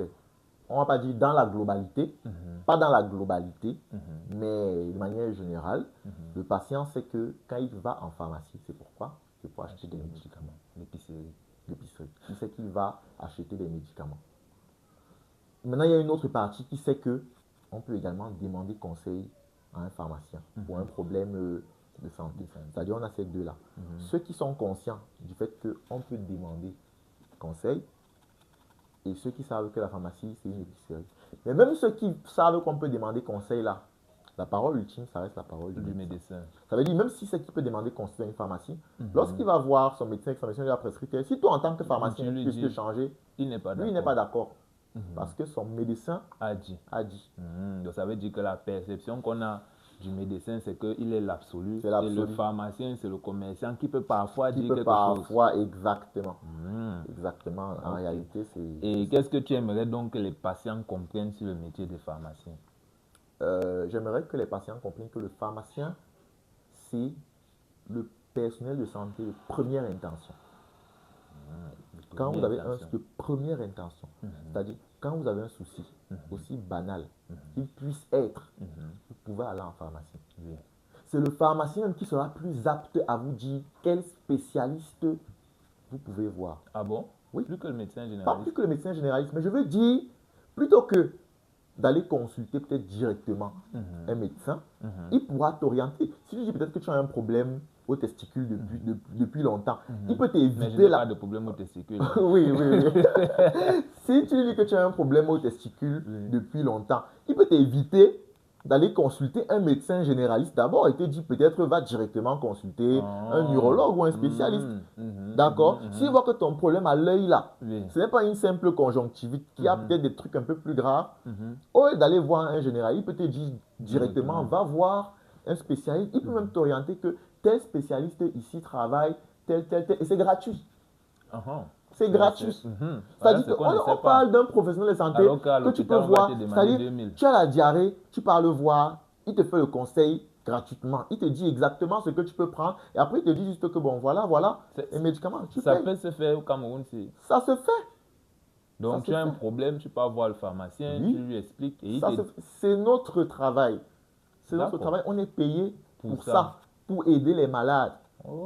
Conjonctivite, diarrhée, constipation, paludisme. Et puis ici, on essaie même de creuser. Quelque part, c'est aussi un bon coup marketing pour la pharmacie que un patient soit passé et vous avez résolu son problème sans qu'il n'ait à dépenser. Vous l'avez orienté. Ça développe une certaine valeur affective et il peut plus facilement revenir vers vous après. Exactement. Ok, voilà le genre d'informations qu'on devrait savoir, mais qu'on ne sait pas. Ça peut beaucoup changer les choses. D'accord. Maintenant, on va parler d'un fléau. Le médicament de la rue. Le médicament de la rue. D'abord, c'est quoi le problème du médicament de la rue? Avant toute chose, c'est quoi le problème avec le médicament de la rue? Ok. Le médicament de la rue, son principal problème vient de la loi 90/035. On appelle ça le monopole du pharmacien. Le médicament appartient au pharmacien. Oui. Parce que c'est le pharmacien, le professionnel le plus apte à manipuler le médicament avec toute la sécurité et avec toute la propreté. Qui dit propreté, c'est vraiment dans le sens large du terme. Les médicaments doivent être dispensés par un professionnel qui sait ce que c'est que le médicament, de un. Et de deux, le médicament doit être dispensé dans des conditions particulières. Je ne sais pas si vous êtes déjà entré, si tu es entré dans une pharmacie, il y a toujours la clim. C'est toujours frais, tu n'as pas chaud, il y a la clim, la lumière n'est pas trop. Parfois, quand il y a la lumière, on baisse les rideaux à cause de la photosensibilité. La lumière altère les médicaments. La température altère les médicaments. Qu'en est-il donc de l'ibuprofène qui est posé en route là, sous le soleil, depuis 3 mois, et qu'un charlatan va venir conseiller à un asthmatique plus tard? Ça fait 2 problèmes. De 1, son ibuprofène est défectueux. De 2, il vient de conseiller l'ibuprofène à un asthmatique. Donc de 1, le produit d'abord est avarié. De 2, il peut tuer le malade. Parce qu'il ne connaît pas chez qui ce médicament peut aller et peut ne pas aller. Et il ne connaît même pas l'indication du médicament. Quand par exemple, un patient arrive en pharmacie, j'ai mal au ventre, donnez-moi le métro. Je suis sûr que peut-être même vous avez souvent entendu ça. Quand on a mal au ventre, on prend le métronidazole, on prend le métro. Selon toi, cette habitude-là vient d'où? Qui leur a dit ça? C'est lui qui vend le médicament. Celui qui fait la VIM. Parce que je ne pense pas qu'un professionnel de la santé ait dit à un patient que quand on prend le métro, ça soigne le mal devant. Le métro n'a aucun effet sur le mal devant. C'est que quand tu as dit faire la VIM. La VIM, en réalité, c'est la vente illicite des médicaments. Ah, d'accord. C'est le plus gros fléau, c'est-à-dire le plus gros problème de la pharmacie dans ce pays. D'accord. Mais c'est un sujet que je n'aime pas trop souvent envie d'aborder parce que pour moi, c'est un sujet trop sensible. Oui, c'est vraiment sensible. C'est un sujet vraiment sensible. J'ai quand même pas mal de questions dessus. Ok, bon, il n'y a pas de souci. Pourquoi, selon toi, les populations se tournent quand même toujours vers les médicaments de la rue? Pourtant, il y a beaucoup, quand même, certaines communications autour pour interdire ça. En réalité, je vais être honnête. Il y a un problème de précarité, de pauvreté. On n'a pas tous les moyens d'aller en pharmacie. Mais c'est aussi un problème de désinformation. Tous les médicaments de la pharmacie ne coûtent pas cher. Il y a des génériques, il y a des spécialités. Je peux traiter un palu à 10 000, moi je peux traiter un palu à 1700.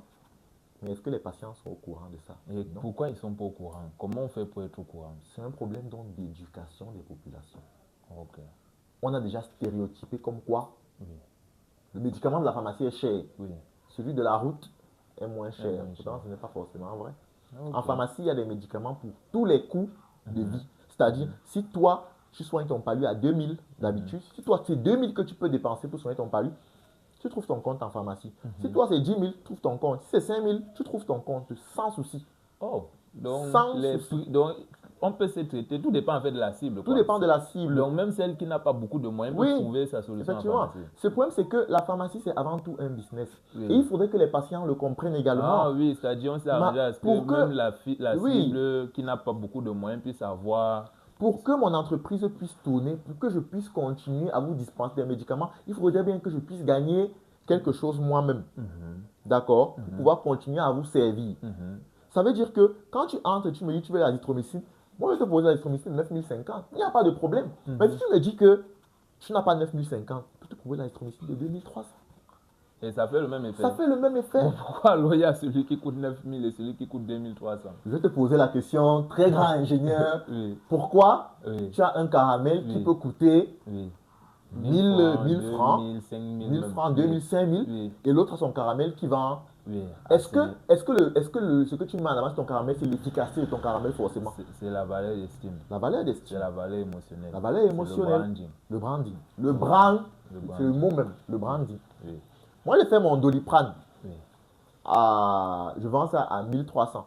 Mon Doliprane n'est pas plus efficace que le paracétamol de 150. Mais je vends une marque. C'est une marque que je te vends. Donc, on vend même la marque dans même les médicaments, c'est une marque que je te vends. D'accord. C'est vrai Oui, qu'il y aura oui. souvent d'autres choses, peut-être d'autres excipients Oui, qu'on oui, a ajoutés pour que oui. ce soit un peu plus rapide et tout Oui, et tout. Mais oui. si on passe les deux au spectrophotomètre, Oui. tu vas voir le spectre qui va s'afficher, c'est le paracétamol. Wow. Si on fait la dissolution des deux, C'est le d'accord, et qu'on analyse, on essaie de calculer la concentration moléculaire, peut-être, je ne sais pas, dans un solvant, c'est la même concentration de paracétamol dans les deux. Wow. Ok. Donc c'est vraiment une très affaire de intéressant, branding, ça. un peu comme avec Oui, le Caramenep. Caramenep. Ok. D'accord? C'est avec D'accord. Caramenep. Caramenep, D'accord. par exemple, ça ouvre par exemple un conditionnement primaire, un conditionnement secondaire, Oui. la conservation du produit. Peut-être bientôt on aura même des conservateurs qui vont assurer encore la durabilité du produit. C'est la même chose. Doliprane vient dans une boîte. Il y a un tube. Dans le tube, les comprimés sont alignés de manière élégante. Alors que la plaquette de para, Oui, c'est le blister, non? Ok, d'accord. Ok, très intéressant, vraiment. C'est très intéressant. Et qui sont même les fournisseurs alors des gens qui vendent les médicaments dans la rue? Qui sont les fournisseurs? Ça, c'est un débat où on n'a pas forcément envie de parler de ça ou de mettre les pas. Mais moi, j'ai envie de me dire que si c'est aussi répandu et que si on n'arrive pas à arrêter ça, il y a une volonté il y a une politique derrière. Oui. Il y a un C'est même côté là où j'allais politique arriver. derrière que je ne connais pas, évidemment, que peut-être certaines connaissent, mais moi personnellement je ne connais pas. Il y a un côté politique derrière.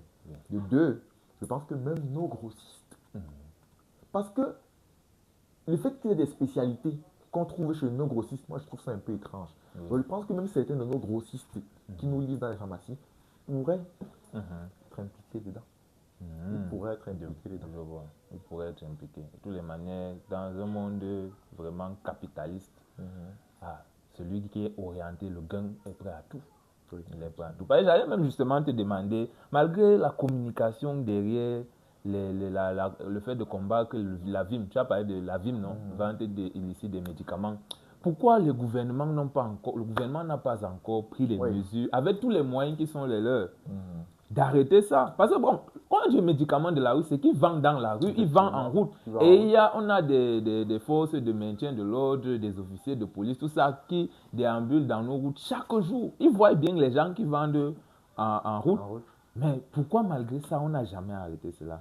Peut-être, en fait, il y a une volonté. Une fois, j'avais une histoire, apparemment, une amie m'avait dit que il y a un professionnel qui arrive, je ne sais plus trop l'histoire, il leur a demandé, c'était un haut placé quand même, il leur a demandé de dégager, donc on appelle ça le gazon, là où on stocke les médicaments, je ne sais plus où c'était à Mokolo, on leur a demandé de dégager, ils ont retiré, le lendemain, bizarrement, ils étaient là. Le lendemain, ils étaient revenus. C'est quelque chose de compliqué. Ok, bon. Maintenant, on va parler du cas Beaume François. On va parler du cas Beaume François. C'était quoi le problème avec Beaume François? Ok.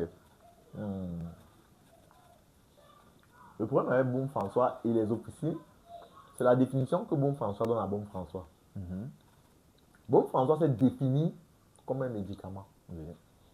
Sauf que pour te définir comme un médicament, il y a trop de clauses à la fois techniques et réglementaires. Attends un peu. Donc tu es en train de vouloir dire quoi? Qu'il y a une différence entre un remède et un médicament? Effectivement. Vas-y, continue. Le caramel, ça peut être mon remède. Ah, ok. Si je décide que peut-être les peaux d'arachide me soignent le mal dedans, je dis n'importe quoi. C'est mon remède. C'est moi qui décide d'y croire, parce que ça a marché sur moi. Or, un médicament est réglementé et homologué. Ça veut dire qu'il y a des normes et des règles qui régissent même le commerce de ce truc. C'est-à-dire avant qu'il ne soit commercialisé, il y a des étapes à franchir.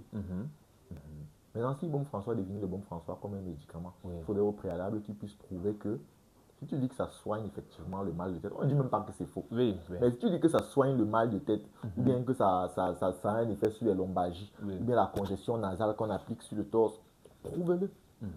Prouve-le. Et une fois que tu l'as prouvé, légalise-le. Je dis, mets-toi en règle donc avec la DPML, les consorts. Si tu dis effectivement que tu es un médicament.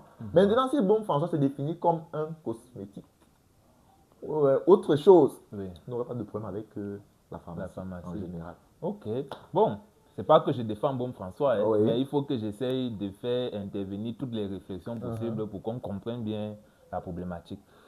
Beaucoup de personnes ont dit que le problème avec Beaume François, c'est qu'il prenait de parts importantes de marché et qu'on n'arrivait pas à le contrôler.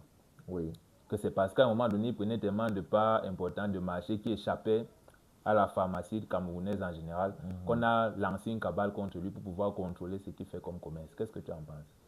Bon, est-ce que tu peux répéter? C'est-à-dire, il y en a pas mal, il y a pas mal de personnes. Bref, il y a un courant de pensée qui dit que Beaume François a simplement été attaqué parce qu'il prenait de parts importantes de marché, puisqu'à un moment donné, on voit Beaume François partout. Donc, il se faisait du chiffre. Oui. Et comme il n'était pas homologué, tu as bien dit que Beaume François n'était pas homologué. Je suppose bien que si tu as un médicament homologué, ça veut dire qu'il y a une certaine trace des recettes que tu te fais, si je ne me trompe pas. Oui. Donc, il y en a donc qui disent que, vu qu'on n'arrivait pas à tracer le revenu qui se fait et son revenu devenait de plus en plus important, en fait, la pharmacie camerounaise s'est juste arrangée à l'attaquer pour pouvoir se rassurer de contrôler ses revenus, soit d'éviter qu'il fasse concurrence à des produits qui existaient déjà. Je demande donc ce que tu penses de ça. Ok. Bon, je ne suis pas forcément pour ce que la pharmacie en général a fait. C'est-à-dire que je ne rejoins pas forcément leur optique. Oui. D'accord. Oui. Mais ce que je sais, c'est que ce que je t'ai dit précédemment est vrai. C'est une raison pour arrêter la conversation de François. Maintenant, ça pourrait effectivement être que ils ont fait ça, mais ils ont trouvé une raison valable d'arrêter. Ils ont trouvé une raison valable. Maintenant, si effectivement il y a ça derrière, c'est tout à fait possible. Après, maintenant, prendre de l'ampleur, faire de l'ombre. Est-ce que Beaume François peut vraiment faire de l'ombre aux pharmacies? Parce qu'au final, ce n'est pas la même cible. Ce n'est pas vraiment la même cible. Bon, c'est vrai. Non, donc, ce qui est sûr, ça aura un impact. Mais quand tu dis faire de l'ombre, la pharmacie... Bon, ça, c'était l'un des volets. Le principal, bien sûr, sur lequel je me suis assis, c'est le fait qu'il se fait des parts, des marchés, il se fait de l'argent qu'on ne peut pas tracer. Qu'on ne peut pas tracer, oui. Donc, comme je t'ai dit, effectivement, ça pourrait être ça. D'autant plus que, si tu permets, au début, Beaume François faisait ces choses, on n'a jamais entendu de problème. Oui, effectivement, oui. C'est un moment là, quand il a pris une certaine envergure, qu'on est venu maintenant attaquer. Puisque au début là, tout le monde suivait Beaume François, le commandant de Beaume, tout le monde suivait ça, mais ça ne dérangeait personne, n'est-ce pas? Mais c'est un moment qu'on a suivi que Beaume François est attaqué et tout. Donc ça peut renforcer aussi le fait que c'est... Donc je pense aussi que c'est parce que, comme Beaume François a pris de l'ampleur, c'est devenu tellement populaire que un patient dans une pharmacie, il te dit peut-être que, bon, voilà, j'ai mal au cou d'ici là. Tu as appris quoi? Qu'est-ce que vous avez pris jusque-là? Il te dit le Beaume François. Quand c'est devenu récurrent, les pharmaciens se conseillent donc, mais au final, c'est quoi ce... Beaucoup ne connaissaient même pas, mais ils se disent, mais c'est quoi ce Beaume François? Que les gens prennent déjà à toi et à travers. D'ailleurs, quelle est la composition de ces médicaments? Parce que si effectivement beaucoup de patients prennent un médicament miracle pour soigner un truc, les pharmaciens, c'est ça la pharmacovigilance, non? C'est-à-dire que on doit se rassurer qu'effectivement le produit est dénué d'effets secondaires. Et donc là, ça peut être dans cette optique-là que la pharmacie en général, ou l'ordre interpelle donc Beaume François que bon, ton produit, si tu dis même que c'est quoi, il y a quoi dedans exactement. Moi personnellement, j'ai eu des témoins des gens qui sont Beaume François. Ils ont dit que ça marche. Tu vois? Ils ont dit que ça marche. Donc on sait que c'est un baume à base de feuilles d'eucalyptus, je crois. Un baume à base de feuilles d'eucalyptus. Effectivement, oui, ça peut marcher. Quand on voit la composition. En tout cas, si je dois même faire un témoignage personnel, moi, le Beaume François a résolu tous mes problèmes de rhume. Depuis que moi j'utilise Beaume François, je n'ai aucun problème de rhume. Comme je te dis, si ce sont les feuilles d'eucalyptus, effectivement, ça pourrait marcher. Maintenant, c'est le dosage. Ça. Quels sont vos chiffres? Quels sont vos... Est-ce qu'il n'y a pas trop de feuilles d'eucalyptus? Est-ce qu'il n'y a pas trop de métabolites d'eucalyptus dedans, etc. On a besoin, les effets secondaires éventuels. Par exemple, un médicament peut être traité, ça te tue aussi. Ok. Bon, maintenant on va parler de pharmacie traditionnelle et de pharmacie moderne.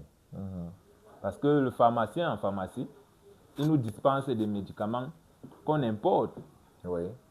Qui soignent des maladies qu'on arrive aussi à traiter avec nos remèdes traditionnels. Bon, est-ce que ce n'est pas d'abord une aberration selon toi qu'en vivant au Cameroun ou même en Afrique en général, le pharmacien africain soit celui qui dispense les médicaments occidentaux? Est-ce que pour toi ce n'est pas une aberration? Que le pharmacien africain soit celui qui dispense en Afrique des médicaments occidentaux qui sont importés. Pourtant, il y a des remèdes chez lui qui peuvent soigner les mêmes problèmes, mais que lui-même ne connaît même pas parfois. Donc, ce que je dirais plutôt, c'est que c'est une aberration. Ce serait, c'est un peu fort comme mot, ce serait une aberration que le pharmacien dispense des médicaments occidentaux alors qu'avec nos ressources ici, on peut produire nos propres médicaments. Parce que le problème avec la médecine traditionnelle, je le dis toujours, elle marche. Elle marche. Oui. Mais il y a toujours un problème de dosage. Il y a un problème de dosage. On te dit, voilà une recette de 3 plantes. C'est quelle quantité que je dois boire? Dans les 3 plantes-là, qu'est-ce qu'il y a exactement? Parce que la pharmacie moderne sert justement à isoler un composé. Le composé clé qui est censé résoudre le problème. La médecine traditionnelle, c'est une solution de composés, un mélange de composés qu'on boit, qu'on avale, d'accord? Et c'est ça, en fait, qui est censé... Donc, la médecine traditionnelle, vu que c'est un ensemble de composés, parle souvent de guérir. Alors que la médecine moderne parle de soigner. Mais est-ce que là, tu vois un problème dans la pharmacie ou bien médecine traditionnelle, juste parce que tu voudrais que ça se passe comme du côté moderne, occidental? Puisque, bon, à la fin, l'objectif, c'est que le patient soit soigné. Soit soigné, oui. C'est ça l'objectif final. Oui. Même si on n'est pas capable d'isoler le composé. Mais si on sait que, bon, quand je fais infuser telle plante dans telle quantité d'eau, que je bois un le soir, un matin, un le soir, pendant une semaine, je suis guéri. Oui. Ça résout déjà le problème, non? Ça résout le problème, oui. Oui. Maintenant, est-ce que on ne devrait pas justement en Afrique sciencer sur les méthodes pour que ce soit plus vulgarisé, plus commun, une pharmacie qui est propre à nous, qui n'est pas forcément calquée sur le modèle. Ok, je vois. Tu comprends un peu. C'est un peu ce problème-là qu'elle veut poser, parce que si je dois acheter en pharmacie un médicament, ou bien un médicament à 10 000, avec une certaine posologie, alors que dans ma médecine traditionnelle, il y a un remède, il y a des plantes qui peuvent faire la même chose et qui ne me coûtent pas grand-chose. Parfois, je peux même cueillir ça chez moi. Quelque part, même quand je marche en route, je peux cueillir ça et ça me soigne. Est-ce qu'à un moment donné, on ne devrait pas faire en sorte que le pharmacien africain, en général, soit un pharmacien de la médecine africaine, de la pharmacie africaine? Ok. Ce que j'ai envie de dire, c'est qu'il faudrait d'abord voir dans quelle mesure optimiser cette médecine africaine-là. Parce que la médecine traditionnelle, en réalité, n'est pas propre à l'Afrique. Traditionnelle est opposée à moderne. Oui. Bon, disons, je suis même totalement d'accord avec ce que tu dis. Donc, il faut je précise bien ce que je dis pour éviter qu'on navigue à vue. Donc, la pharmacie ou bien médecine traditionnelle africaine face à la médecine ou pharmacie moderne occidentale. Oui, c'est-à-dire, est-ce qu'il ne doit pas, donc l'Africain ne doit pas prôner sa pharmacie traditionnelle africaine pour la moderniser, c'est-à-dire un modernisme africain de la pharmacie, plutôt que d'être dans la revente des médicaments des autres qui ont un impact sur notre économie. Est-ce que toi, en tant que pharmacien camerounais, est-ce que tu ne trouves pas qu'on devrait avoir des perspectives dans ce sens-là? Si, je pense à 100%. Oui. C'est que peut-être pas dans l'immédiat. Oui, peut-être pas dans l'immédiat. On devrait avoir des... Parce que en ayant la perspective, on pourra mieux travailler dessus, histoire d'optimiser même cette solution-là. Ce que je voulais juste dire, c'est que on a parlé de l'époque des apothicaires. Ce qu'ils faisaient au final, c'était de la médecine traditionnelle. C'est-à-dire des potions qui sont un ensemble de tel, qui soignaient ou qui guérissaient. Par exemple, quand on parle du terme guérir, et tu vois que guérir est plus poignant que soigner. Guérir, ça signifie que tu n'as plus rien. Soigner, on dirait, c'est genre on a fait disparaître les symptômes. Donc, la médecine traditionnelle veut guérir, alors que la médecine moderne veut soigner. Maintenant, ce qu'on fait, forcément, ils ont compris que la médecine moderne, en fait, c'est l'étape ultime de la médecine traditionnelle. Parce qu'ils ont vu que dans cette potion-là, en réalité, est-ce que tous les composés s'y sont donc indispensables? Pourquoi ne pas isoler celui qui soigne? Tu vois? Pourquoi ne pas isoler celui qui soigne et le formuler de telle sorte qu'il y ait moins d'effets secondaires et optimiser donc le traitement? Donc, en fait, il ne faut pas voir la formulation comme un conflit. Parce que nous-mêmes, nous sommes aussi intelligents que les Occidentaux. Ça veut dire qu'on aurait pu... Voilà, mais on peut formuler de manière de manière africaine. Mais la formulation reste importante. Parce que lorsqu'on prend la recette, c'est-à-dire une recette de plante, on voit tout. Ce qui soigne, ce qui ne soigne pas. Mais maintenant, si on peut trouver une manière de formuler chez nous, c'est-à-dire propre à la culture africaine, on a tout gagné. Surtout que les plantes on les a ici. Ok, Les magnifique. plantes, on les a. Et la plupart des médicaments de nos jours sont fabriqués de manière synthétique. Or, nous, on peut bien faire on a beaucoup. L'avantage de l'Afrique, c'est qu'on a une pharmacopée incroyable. Pharmacopée, si tu veux, c'est l'ensemble des plantes voilà, on a une pharmacopée incroyable. Et si on tient compte de sa pharmacopée et qu'on essaie de la développer pour en extraire donc les métabolites les plus importants, les plus saillants, les plus utiles, les plus bénéfiques, ce serait vraiment rentable. Ce serait 100% rentable. D'accord. Magnifique, magnifique. Parlons donc d'argent maintenant. Peut-on vivre correctement au Cameroun avec un salaire de pharmacien? Quand je dis pharmacien, je parle du docteur en pharmacie. Je ne parle pas de celui qui est en pharmacie qui vend. Peut-on vivre correctement? Ça dépend de là où tu travailles. Ah. Ça dépend. Oui. Parce que il n'y a pas de salaire fixe. Oui. Tu peux arriver quelque part, on te propose X. Tu arrives quelque part, on te propose Y. Y peut te permettre de vivre, mais X ne te permet pas. D'accord? Mais si on parle d'un salaire de pharmacien tel que les textes le décrivent selon la convention collective, comment un pharmacien devrait être payé, tu es à l'aise. Oh, chez nous, on a toujours beaucoup de beaux textes. Tu es à l'aise. Mais je veux dire que tu es à l'aise, tu n'es pas forcément riche. Oui, non, tu n'es pas forcément riche, mais tu ne te plains pas. Tu ne te plains pas. Ok. Tu ne te plains pas. D'accord. Maintenant, ce que les pharmaciens font, beaucoup de pharmaciens le font, moi je parle le cardio pour ça, ils cumulent des jobs. Vu que dans les pharmacies, on travaille à mi-temps, certains cumulent les jobs, il fait 8h, 14h ici, après il paye 15h, 20h là-bas, il cumule deux jobs. Et puis bon, peut-être avec ça, il arrive quand même à joindre les deux bouts. Oui. D'autres pharmaciens travaillent dans une seule officine et ils gagnent. Il y a des officines qui payent bien, d'autres qui ne respectent pas, qui respectent vraiment pas la convention et qui te donnent. Mais moi je dis toujours, le problème en réalité vient de ceux qui acceptent.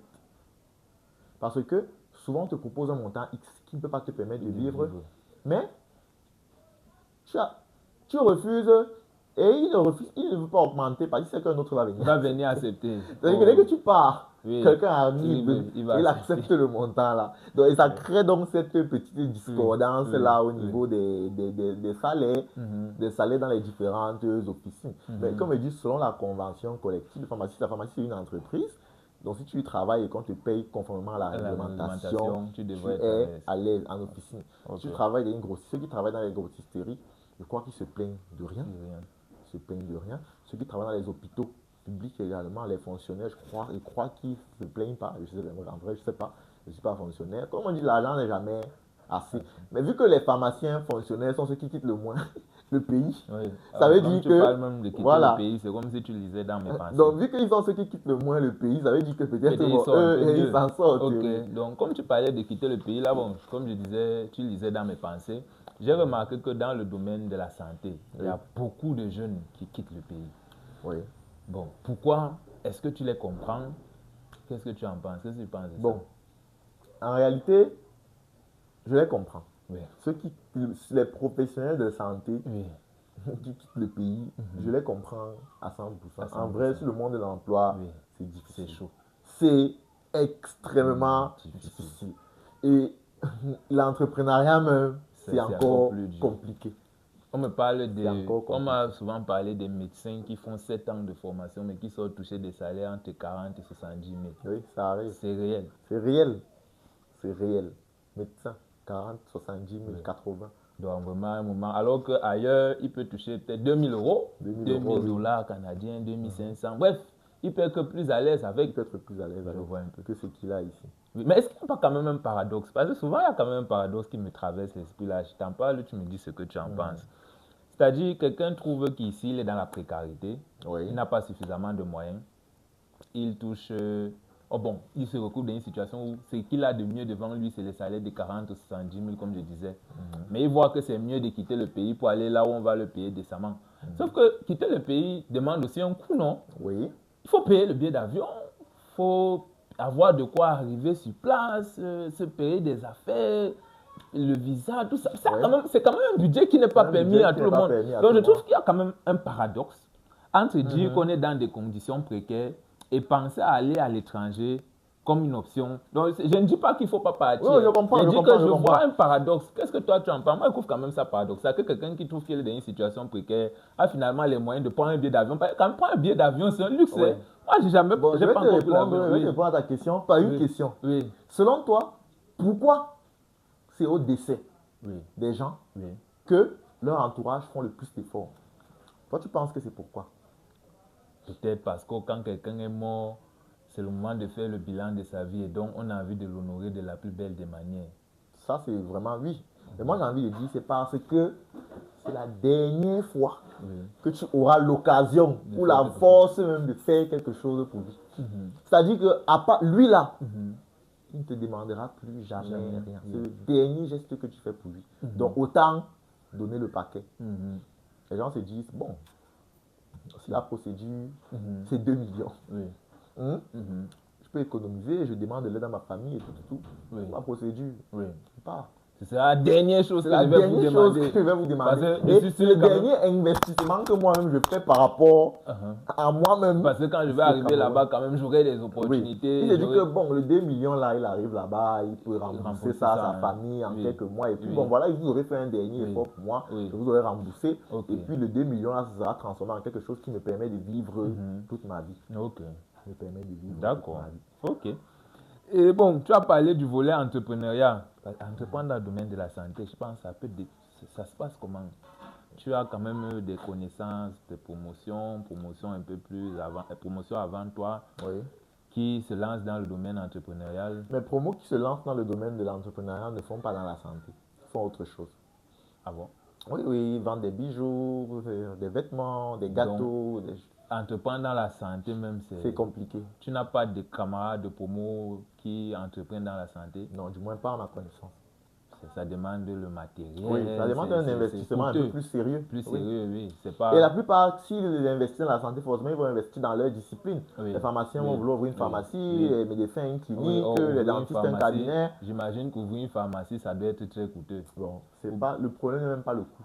Le problème, c'est l'obtention du site que le ministère. Donc, le problème n'est pas le coût. Parce qu'au moment, lorsque tu as le site, généralement, les grossistes financent, c'est-à-dire, ils t'installent les médicaments et puis ils te donnent une certaine, je crois, si je ne me trompe pas, 1 à 3 mois pour rembourser après l'installation. Donc, c'est le ministère qui te donne le site? Oui, le ministère. Moi, je pensais que c'était un truc du genre, tu as ton espace, tu as ton bâtiment. Tout le monde aurait la pharmacie. Ok. Donc, c'est le ministère qui te donne un espace. Et qu'est-ce qui fait que le ministère décide de donner un espace à tel plutôt qu'à tel? En gros, il y a une liste.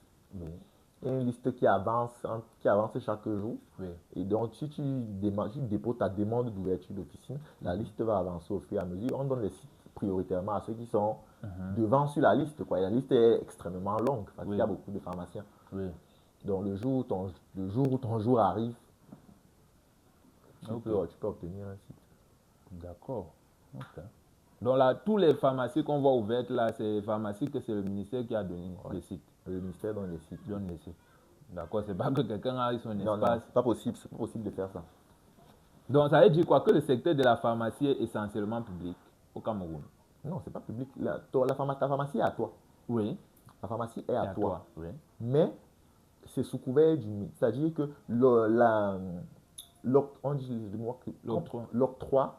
l'octroi d'un site est sous couvert du ministère Santé.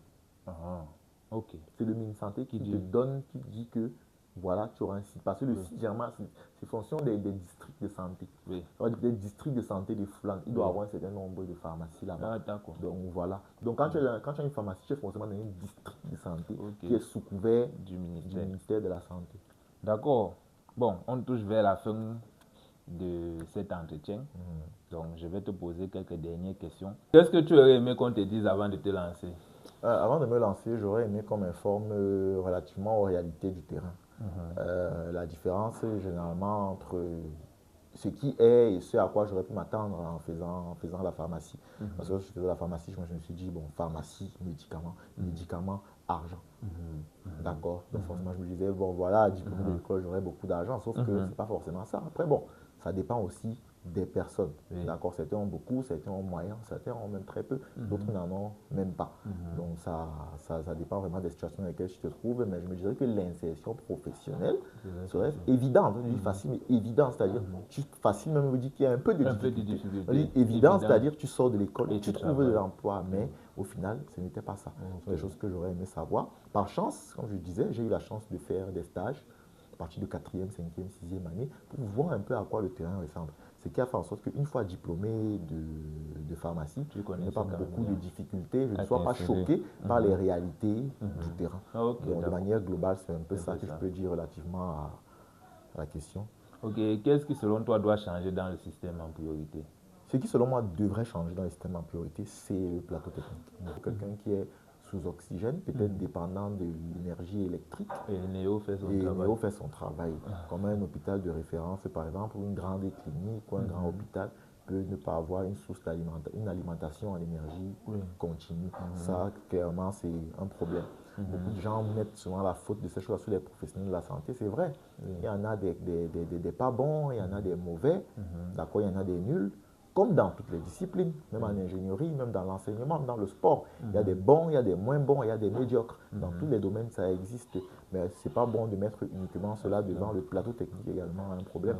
Tu peux être bon, tu peux être le meilleur, mais si tu n'as pas le matériel, les conditions nécessaires pour travailler, parfois c'est un peu compliqué, voire même impossible pour toi de permettre aux patients d'accéder aux soins qu'ils devraient avoir. Ok. Et quel rôle peuvent jouer les professionnels de santé? Les professionnels de la santé à ce niveau-là, vraiment peuvent, comme je dis, les professionnels de la santé au niveau administratif, c'est-à-dire les administrateurs, d'accord? Je pense que c'est à eux de faire le travail pour que le plan technique soit meilleur. Nous ne sommes que des techniciens. Oui, mais les techniciens ne sont pas aussi exemples de tout reproche.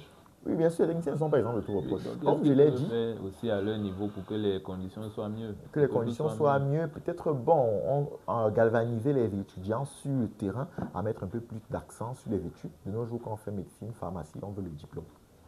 On veut juste le diplôme et on met un peu la compétence de côté. Et ça, c'est pas bon. Si on peut galvaniser déjà les plus jeunes à mettre l'accent sur leur formation, leur montrer que c'est quelque chose d'important, ce serait déjà bien. Et ensuite, peut-être créer des syndicats, faire des pétitions pour qu'au niveau central, c'est-à-dire au niveau supérieur administratif, là, on ait un plateau technique qui soit un peu plus adapté à la prise en charge des malades. Ok.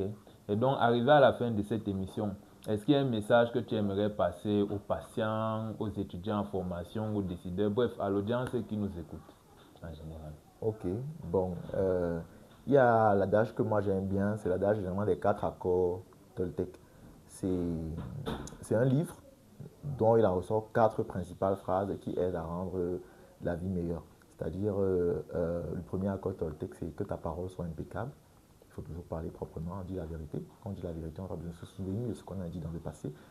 Deuxième accord Toltec, c'est ne fais pas de suppositions. Il ne faut jamais supposer. S'assurer que le fait est vrai, d'accord, et vraiment avoir confiance en ce qu'on pourrait avoir comme élément de réponse.